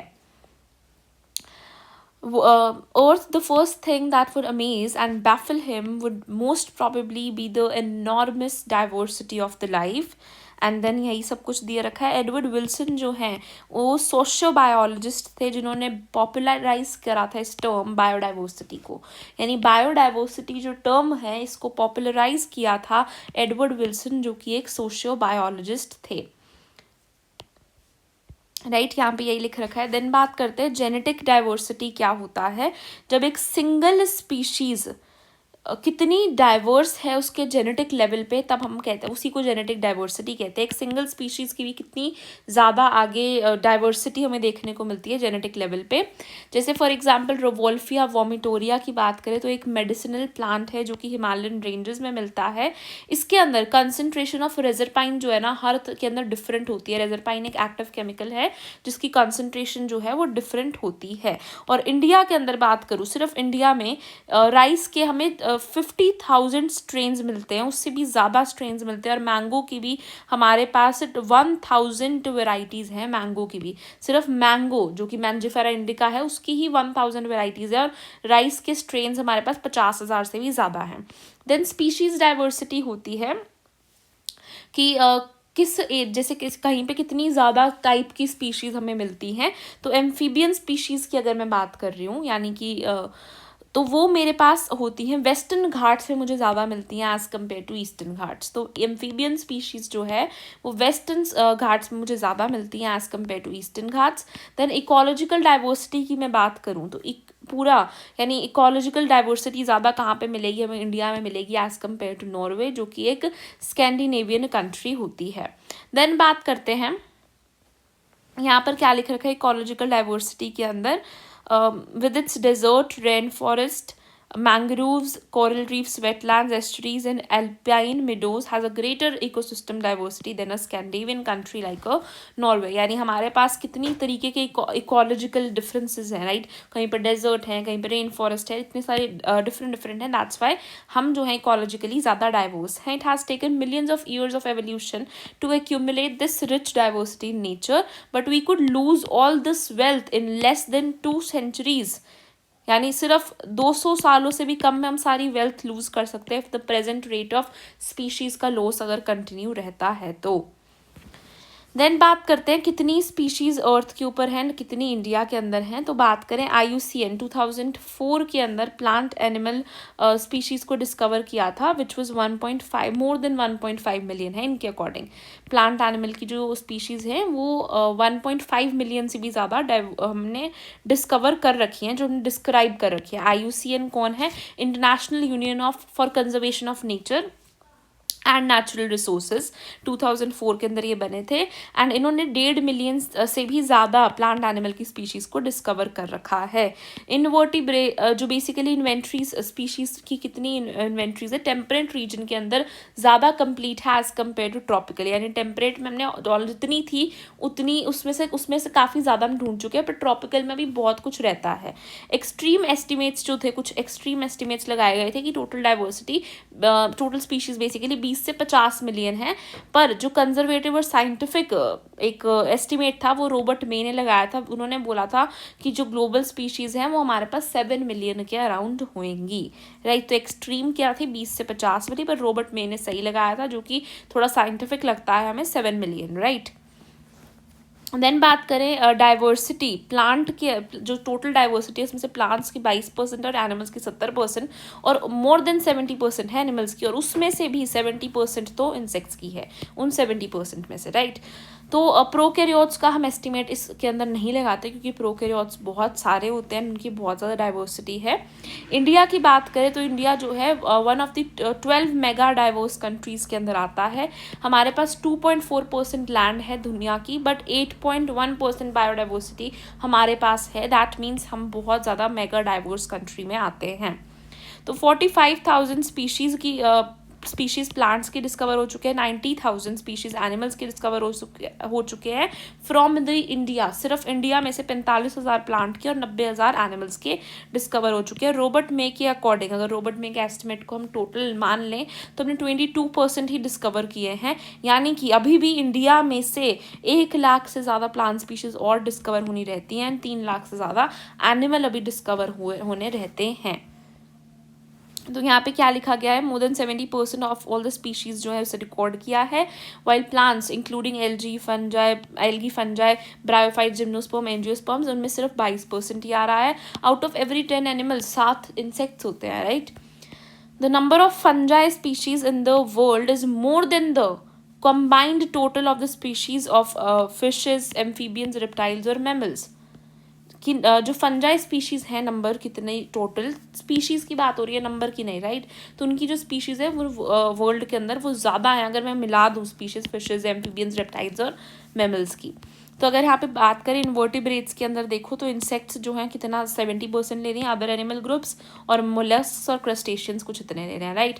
देन वर्टिब्रेट्स में बात करें तो फिशेज़ आदि ले रही हैं, देन मैमल्स, बर्ड्स, रेप्टाइल्स और एम्फीबियंस। प्लांट्स में बात करें तो हमें पता है फंजाई जो है वो ज़्यादा पार्ट ले रही है, राइट। देन बात करें मोसेस की and then ferns and allies की, फोन्स एंड एलाइज की बेसिकली, एंड देन एंजियोस्पर्म्स की, एंड देन यहाँ पे ये एल्गी है, एंड देन लाइकन्स की बहुत कम है, राइट। ये सारा हो गया हमारी ये रिप्रेजेंटेशन, राइट।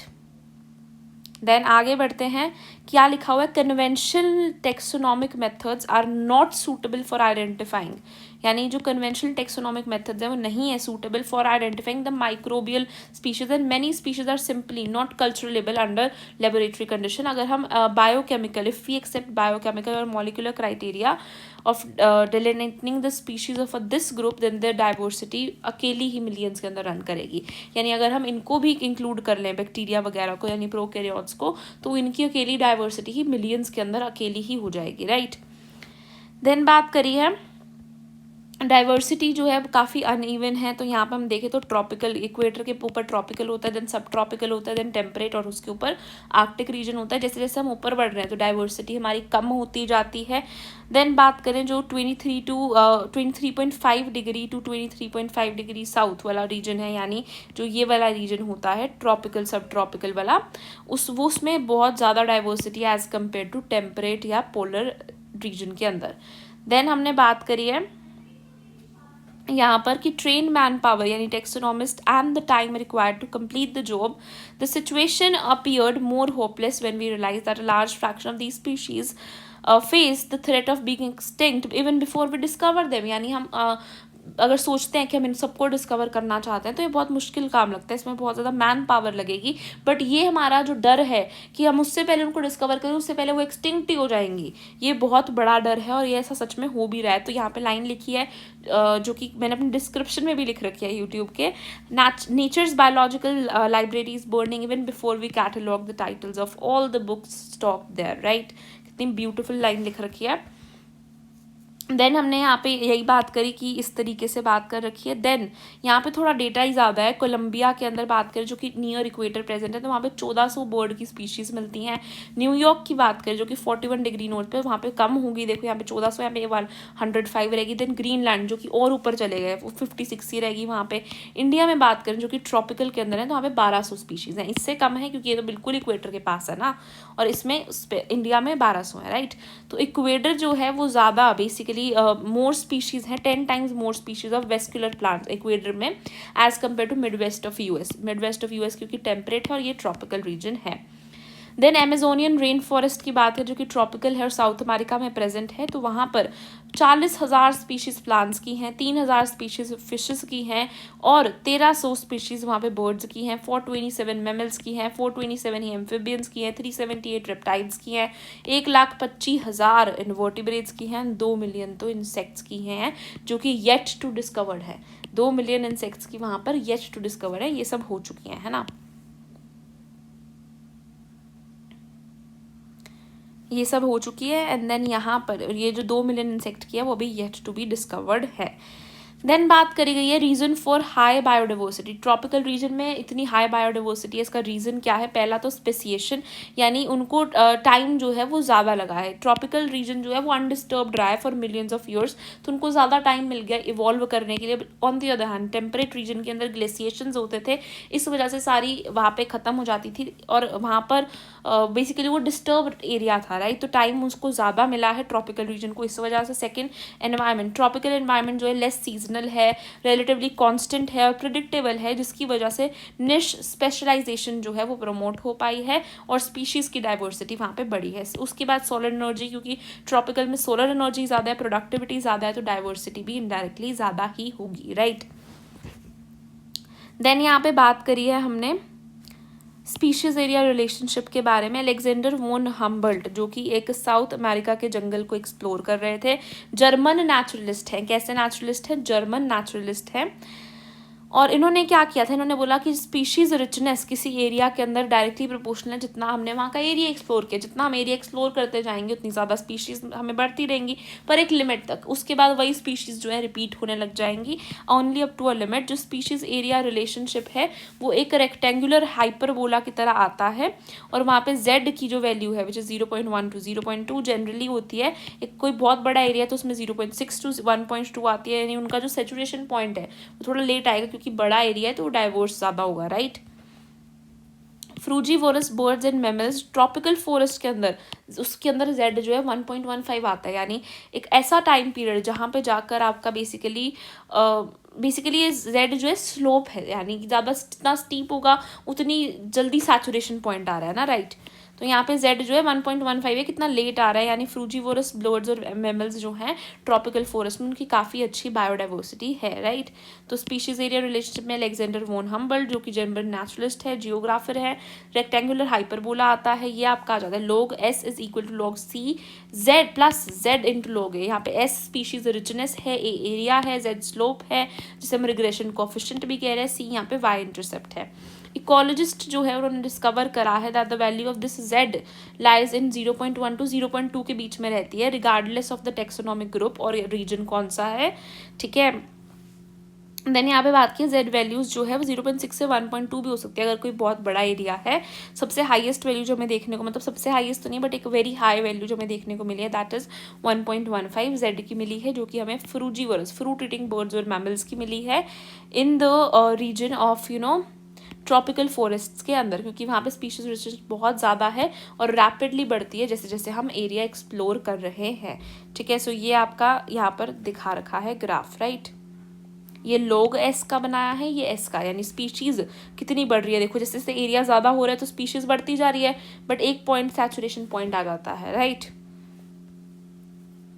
देन बात करी है हमने, डेविड टिलमैन ने एक एक्सपेरिमेंट करके दिखाया था। डेविड टिलमैन ने यहाँ पे देखो फॉर मैनी डिकेड्स जो इकोलॉजिस्ट है उनका बिलीफ था जो कम्युनिटीज़ हैं विद मोर स्पीशीज़ जो हैं वो ज़्यादा स्टेबल होंगी और जहाँ पे लेस स्पीशीज़ हैं वो ज़्यादा अनस्टेबल होंगी। तो डेविड टिलमैन उन्होंने एक एक्सपेरिमेंट करा जिन्होंने दो कम्युनिटीज़ ली, एक ए और एक बी ली, ठीक है। जो ए थी वहाँ पर डाइवर्सिटी ज़्यादा थी, बी में कम थी, तो ए में वेरिएशंस जो थे वो कम आ रहे थे, ठीक है।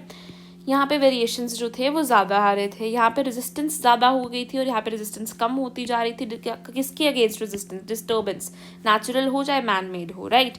तो यहाँ पर आपकी इकोसिस्टम हेल्थ जो थी वो ज़्यादा थी क्योंकि प्रोडक्टिविटी ज़्यादा थी, क्योंकि डाइवर्सिटी ज़्यादा थी।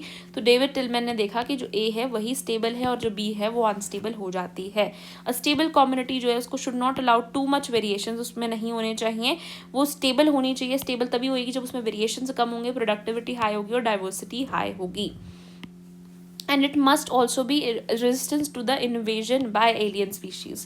तो डेविड टिलमैन जो है उन्होंने लॉन्ग टर्म इकोसिस्टम एक्सपेरिमेंट करे यूजिंग द आउटडोर प्लॉट्स और उन्होंने ये करके दिखाया, right. Rich biodiversity is not only essential for the ecosystem health but also imperative for the very survival of the human race. हमारे ह्यूमन को survive करने के लिए इकोसिस्टम हेल्थ जो है वो अच्छी होनी चाहिए और हम बहुत अलार्मिंग पेस पे स्पीशीज को लूज करते जा रहे हैं। ट्री फ्रॉग स्पीशीज एक बहुत ही बेसिकली फंक्शनल है और अगर हम इसे देखो, वुड वेस्टर्न घाट्स इकोसिस्टम भी less functional, one of its tree frog species जो है वो लॉस्ट हो जाए for ever. How is our quality of life affected if say, अगर हम क्वेश्चन पूछ रही है एनसीईआरटी कि हमारी लाइफ पे क्या फ़र्क पड़ता है अगर 20,000 एंट्स की जगह पे 15,000 की रह जाए तो हमारे पे क्या फ़र्क पड़ता है।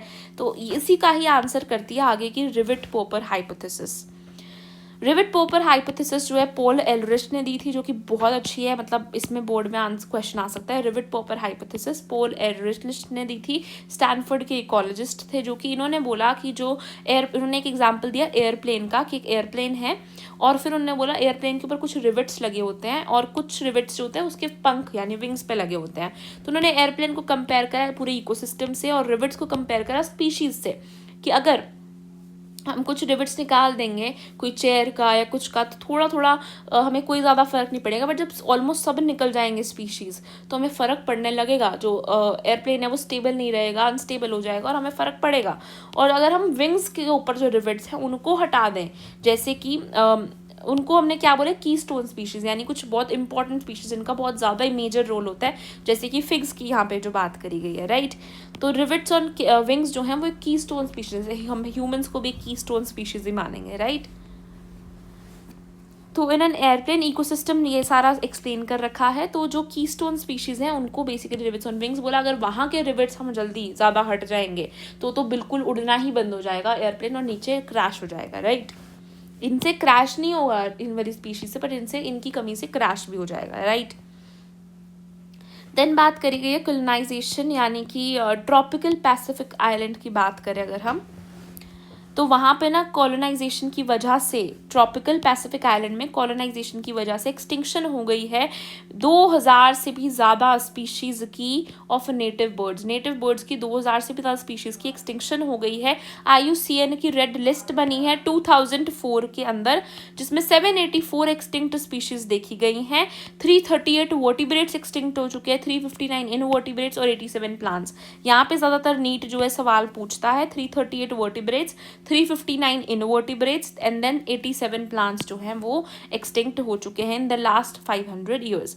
रीसेंट एक्सटिंक्शंस की बात करें तो कुछ dodo, quagga, thylacine, Steller sea cow, 3 sub species of tiger which is Bali, Javan and Caspian, dodo from Mauritius, quagga from Africa, thylacine from Australia, Steller sea cow from the Russia, right. Last 20 साल के अंदर 27 species जो हैं वो disappear हुई है।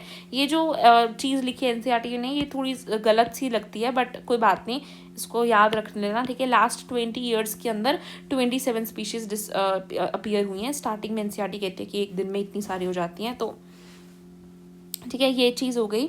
यहाँ पे आई फील ये 27 स्पीशीज़ जो है कीस्टोन स्पीशीज़ की बात कर रहे हैं, राइट। देन बात करते हैं एम्फीबियंस की। एम्फीबियंस जो है मोर वल्नरेबल हैं to extinction. More than 15,500 species जो है वो थ्रेट ऑफ एक्सटिंक्शन पे हैं। 12% जो बर्ड की स्पीशीज़ हैं, 23% मैमल्स की, 32% आपकी एम्फीबियंस की और 31% जिम्नो की, ये सब जो हैं थ्रेट फेस कर रही है एक्सटिंक्शन का। 5 मास एपिसोड्स हो चुके हैं एक्सटिंक्शन के और 6 एपिसोड्स जो है वो प्रेजेंटली चल रहा है, बट ये जो है डिफरेंट है क्योंकि जो करंट रेट है एक्सटिंक्शन का ये 100 to 1000 टाइम्स ज़्यादा है एज कम्पेयर टू जो पहले एक्सटिंक्शंस के एपिसोड्स हुए हैं। अगर ये इसी रेट से, इसी स्पीड से हम चलते रहे तो आधी स्पीशीज जो है वो वाइप आउट हो जाएगी in the next 100 years. Loss of biodiversity से प्लांट प्रोडक्टिविटी कम होगी, रेजिस्टेंस भी कम होगी और वेरिएशंस भी ज़्यादा होंगे। इसके बाद आता है हमारे पास इविल क्वार्टेट, यानी बायोडाइवर्सिटी के लॉस के 4 मेन कारण है। इविल क्वार्टेट है बेसिकली, पहला तो है हैबिटेट का लॉस, यानी कि ट्रॉपिकल रेन फॉरेस्ट जो है 14% लैंड थी पहले, अब सिर्फ 6% रह गई क्योंकि इंडस्ट्रियलाइजेशन हो गई है। अमेजोन रेन फॉरेस्ट जो कि लंग्स ऑफ प्लानट है, उसमें मिलियंस ऑफ स्पीशीज रहती है, उनको भी हम कट कर रहे हैं सोयाबीन कल्टिवेट करने के लिए। ग्रासलैंड कंजर्वेशन बेसिकली हम करना चाहते हैं, बीफ कैटल्स को चराने के लिए हम उनको भी खराब कर रहे हैं। हम पोल्यूट करने की वजह से डिग्रेड हो रहे हैं सारे हैबिटेट्स। जो हैबिटेट्स हैं वहाँ पर इस तरीके से छोटे छोटे रह गए, बीच में कुछ फैक्ट्रीज और बिल्डिंग्स आ गई, इसे हमने फ्रेगमेंटेशन बोल दिया है, जिससे पॉपुलेशन बहुत कम हो रही है। और जो मैमल्स को ज़्यादा एरिया चाहिए होता था, ज़्यादा लार्ज टेरिटरी में रहते थे, माइग्रेट करते थे, वो तो एक्सटिंक्ट होने के बहुत ज़्यादा कगार पे आ चुके हैं क्योंकि उनके लिए बहुत कम एरियाज अब रह गए हैं। देन बात करते हैं सेकंड जो है दैट इज़ ओवर एक्सप्लॉयटेशन, की ह्यूमंस जो हैं वो डिपेंड करते हैं नेचर पे, उनकी नीड नहीं, अब वो ग्रीड पूरी करते हैं अपनी। लास्ट 500 साल में एक्सटिंक्शन हो चुकी है स्टेलर सी काउ की, पैसेंजर्स पिजन की, due to over exploitation. Next बात करें थर्ड, जो कि है एलियन स्पीशीज इन्वेजन की, तो एक हमने देखा कि हैबिटेट की टूटने से, हैबिटेट के लॉस से हो रहा है, दूसरा ओवर एक्सप्लोटेशन करने से। लास्ट 500 साल में स्टेलर सीका और पैसेंजर पिजन की हुई है ओवर एक्सप्लोटेशन की वजह से। किसकी इसकी हुई है? स्टेलर सीका और पैसेंजर पिजन की, राइट। देन थर्ड क्या हमने देखा कि एलियन स्पीशीज इन्वेजन, यानी एलियन स्पीशीज जब आ जाती हैं तो फिर वो भी लॉस करती हैं। जैसे नाइल पर्च को जब लेक विक्टोरिया में डाला गया ईस्ट अफ्रीका के, तो उन्होंने एक्सटिंक्ट कर दी हमारी जो सिचलिड फिश थी वहां पे, उसकी 200 स्पीशीज को, राइट। तो इन्वेजिव वीड जैसे कैरेट ग्रास से पार्थीनियम, लैंटेना, वाटर हाइसिंथ, इन्होंने भी हार्म किया है हमारी नेटिव स्पीशीज को। देन बात करें हम हमारे पास देन यहाँ पर लिखा हुआ है, देखो, presently many marine fishes populations around the world are over harvested and endangering continued existence of some commercially important species, right। Then यहाँ पे ये सारा एग्जाम्पल्स दे रखे हैं। देन लिख रखा है क्लैरियस गैरीपाइनस। क्लैरियस गैरीपाइनस जो है वो एक अफ्रीकन कैटफिश है, अफ्रीकन कैटफिश। इसको इलीगली हम रिवर्स के अंदर डालते हैं एक्वाकल्चर के पर्पस के लिए, बट ये हमारी इंडिजीनियस कैटफिशेस को हार्म कर रही है, उनकी स्पीशीज जो है वो डिस्ट्रॉय हो रही हैं। देन बात करें को एक्सटिंक्शन की, तो कुछ लोग को एवोल्यूशन जो शो कर रहे थे, जो म्यूचुअलिज्म शो कर रहे थे, वो अगर उनमें से एक भी एक्सटिंक्ट हुआ तो दूसरी अपने आप एक्सटिंक्ट हो जाएगी। तो जो को इवोल्व प्लांट पॉलिनेटर्स थे, म्यूचुअलिज्म शो कर रहे थे, ये सब extinction of one invariably leads to the extinction of the other species. Then बात करते हैं बायोडाइवर्सिटी को कंजर्व करने पे, तो हमें उन्हें कंजर्व क्यों करना है, why should we conserve the biodiversity. तो नैरोली हमारे पास 3 कारण है, नैरोली, यूटिलिटेरियन और ब्रॉडली यूटिलिटेरियन और एथिकल रीजन है, राइट। तो यहाँ पर देखो ये 3 हमारे पास कारण है। With increasing resources put into bio prospecting, यानी मॉलिक्यूलर जेनेटिक स्पीशीज लेवल को, डाइवर्सिटी को और इकोनॉमिक इंपॉर्टेंस को पढ़ने के लिए हम नेशंस ने ना एंडो किया है विद रिच बायोडाइवर्सिटी के साथ खिलवाड़ किया है और एनॉर्मस बेनिफिट्स उससे लेने की कोशिश करी है, राइट। सबसे पहला रीज़न जो है हमारे को जिसकी वजह से बायोडाइवर्सिटी करनी चाहिए, दैट इज़ नैरोली यूटिलिटेरियन, क्योंकि वो ऑब्वियस रीज़न है जो कि ह्यूमंस को इकोनॉमिक बेनिफिट्स होते हैं नेचर से, इसलिए उसको उसे प्रिजर्व करना चाहिए, उसे कंजर्व करना चाहिए। जैसे कि हमें खाना मिलता है, फायरवुड्स मिलते हैं, फाइबर मिलता है, कंस्ट्रक्शन मटीरियल मिलता है, इंडस्ट्रियल प्रोडक्ट्स मिलते हैं हमें, देन हमें मेडिसिनल प्रोडक्ट्स मिलते हैं। मोर देन 25% ड्रग्स प्लांट्स से आते हैं। 25,000 स्पीशीज़ ऑफ प्लांट्स जो है हमें ट्रेडिशनल मेडिसिन बनाने में हेल्प करती है। ट्रॉपिकल फॉरेस्ट जो है वहाँ पे अभी और भी प्लांट्स जो हैं डिस्कवर होने रहते हैं। तो इंक्रीज रिसोर्सेज जो हैं वो बायो प्रोस्पेक्टिंग है और नेशंस ने उसका बेनिफिट लिया है। बायोडाइवर्सिटी जो जितनी ज़्यादा होगी तो नेशन को उतना ज़्यादा बेनिफिट होगा। इस वजह से पहला रीज़न क्या था, नैरोली यूटिलिटेरियन, यानी कि हमें फ़ायदा होता है, इस वजह से हमें कंजर्व करनी चाहिए। दूसरा रीज़न क्या है, ब्रॉडली यूटिलिटेरियन, क्योंकि इकोसिस्टम सर्विस हमें हम वो रीजंस जो कि ऑब्वियस नहीं है पर हमें मिल रही है, इकोसिस्टम से हमें कई सारी सर्विसेज मिलती हैं। जैसे अमेजोन फॉरेस्ट हमें 20% ऑक्सीजन दे रहा है, पॉलिनेशन हो पा रही है। हम ये सब फायदे जो हैं नेचर के इग्नोर कर देते हैं, हमें एस्थेटिक प्लेजर मिलता है, क्या उसके ऊपर कभी प्राइस टैग लगा भी सकते हैं हम। देन तीसरा है एथिकल रीजन, ये 2 रीजन हो गए। तीसरा है स्पीशीज जो है उनकी हर स्पीशीज की अपनी इंट्रिंसिक वैल्यू है। एथिकल रीजन बनता है हमारी मोरल वैल्यूज हैं कि हमें उन्हें कंजर्व करना चाहिए। कंजर्वेशन जो है 2 तरीके की हो सकती है, इन सीटू और ex situ. In situ on site होती है, यानी कि उस साइट को ही हम पूरा प्रिजर्व कर लें, है ना। XC2 होती है जो साइट ज़्यादा डाइवर्स है उसको पूरा ही कर लेना चाहिए। XC2 होती है ऑफ साइट, यानी कुछ जो बहुत ही क्रिटिकली एंडेंजर्ड स्पीशीज़ है उनको हम उठाकर कहीं और ले जाएं, ऑफ साइट ले जाएं। ये जब अर्जेंट नीड के अंदर यही काम आती हैं, थोड़ी सस्ती पड़ती हैं, ये थोड़ा महंगा पड़ता है बट ये ज़्यादा अच्छी है ना। इसमें एक स्पेसिफिक एंडेंजर्ड स्पीशीज़ को ही हम उठाकर ले जाते हैं उसको प्रोटेक्ट करने के लिए। इंडियन रीजन की बात करें तो हमारे पास कई सारे सैक्रेड ग्रूव्स हैं, जैसे कि खासी, जैनता हिल्स, अरावली हिल्स राजस्थान के अंदर, जयंता हिल्स मेघालय के अंदर, Western Ghat regions of Karnataka and Maharashtra. Then हमारे पास सरगुंजा, चंदा बस्तर, राइट। ये सारी चीज़ें जो हैं ये कुछ सैक्रेड ग्रूव्स है जिनकी वजह से ये एरियाज के अंदर जो बायोडाइवर्सिटी है वो बच गई है, राइट। यहाँ पे इंडस्ट्रियलाइजेशन नहीं हो पाई। इन सीटू बात करें अगर इन सीटू की, तो यहाँ पर सबसे पहले डेवलपमेंट और कंजर्वेशन के बीच में कॉन्फ्लिक्ट रहता है, क्योंकि और जो लोग हैं वो डेवलपमेंट करना चाहते हैं और कंजर्वेशन करने के लिए हमें जगह जो है लिमिटेड रह जाती है। बायोडाइवर्सिटी हॉटस्पॉट्स जो है, यानी ऐसी जगह जहाँ पर हाई डिग्री एंडेमिज्म है, यानी कि जहाँ पे बहुत ज़्यादा स्पीशीज रिच एरिया है, उसको तो हमें करना ही है। पहले इनिशियली 25 थे, अब 9 और आ चुकी हैं, तो 34 हॉटस्पॉट्स हो चुकी हैं। यहाँ पे एक्सलरेटेड लॉस देखने को मिल रहा है। कहाँ कहाँ पे? वेस्टर्न घाट्स और Sri Lanka, Indo Burma region, Himalaya region. Biodiversity hotspot जो है वो basically less than more than 2% of the land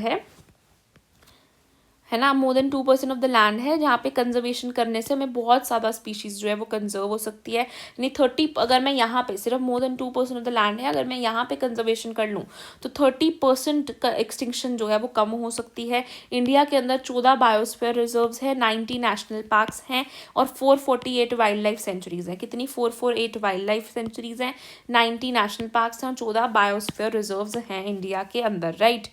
then यहाँ पे ये तो हो गया आपका NC2। XC2 की बात करें तो यहाँ पे क्या होता है, थ्रेटन्ड एनिमल्स और प्लांट्स को हम लेकर जाते हैं नेचुरल हैबिटेट्स के अंदर, जैसे कि zoological parks, botanical gardens, wild life safari. ठीक है, तो यहाँ पे क्रायो प्रिजर्वेशन टेक्निक्स को भी हम फॉलो करते हैं, टिश्यू कल्चर मेथड्स को भी हम फॉलो करते हैं और सीड बैंक्स के अंदर हम रखते हैं, राइट। देन यहाँ पे बात करिए, biodiversity knows no political boundaries नहीं है और इसकी कंजर्वेशन जो है एक कलेक्टिव रिस्पॉन्सिबिलिटी है हर एक नेशन की, सारे नेशंस को मिलाकर इनको प्रिजर्व करना है। तो historic convention of biological diversity, जिसे हम अर्थ समिट कहते हैं, जो कि रियो डी जेनेरियो के अंदर 1992 के अंदर हुआ था, 1992 में के अंदर रियो डी जेनेरियो के अंदर हुआ था। Called upon all nations to take appropriate measures लेने के लिए उनको कहा गया था for conservation of biodiversity and sustainable utilization of its benefit. In a follow-up World Summit on Sustainable Development held in 2002 के अंदर हुआ था, जो कि जोहानिसबर्ग साउथ अफ्रीका के अंदर हुआ था, जहाँ पे 190 कंट्रीज ने प्लेज लिया था their commitment to achieve by 2010 a significant reduction in the current rate of biodiversity loss at global and regional local levels, right। ये सब चीज़ें हो गई। देन हम बात करें, समरी यहाँ पर गिवन है जिसको आप रीड कर सकते हो, राइट। ये है हमारे पास summary. As a branch of biology, ecology जो है वो स्टडी करी जाती है of the relationship of living organisms with the abiotic. ये तो इकोलॉजी वाली की है ना, तो ये वाली आपकी बायोडाइवर्सिटी की, इकोलॉजी वाली किधर रह गई? ठीक है, तो ये आपकी बायोडाइवर्सिटी की है, इसको आप खुद से रीड कर सकते हो। इसके अंदर बिल्कुल सेम बातें लिख रखी है, कुछ भी एक्स्ट्रा नहीं है। So that's it for this video, thank you for watching.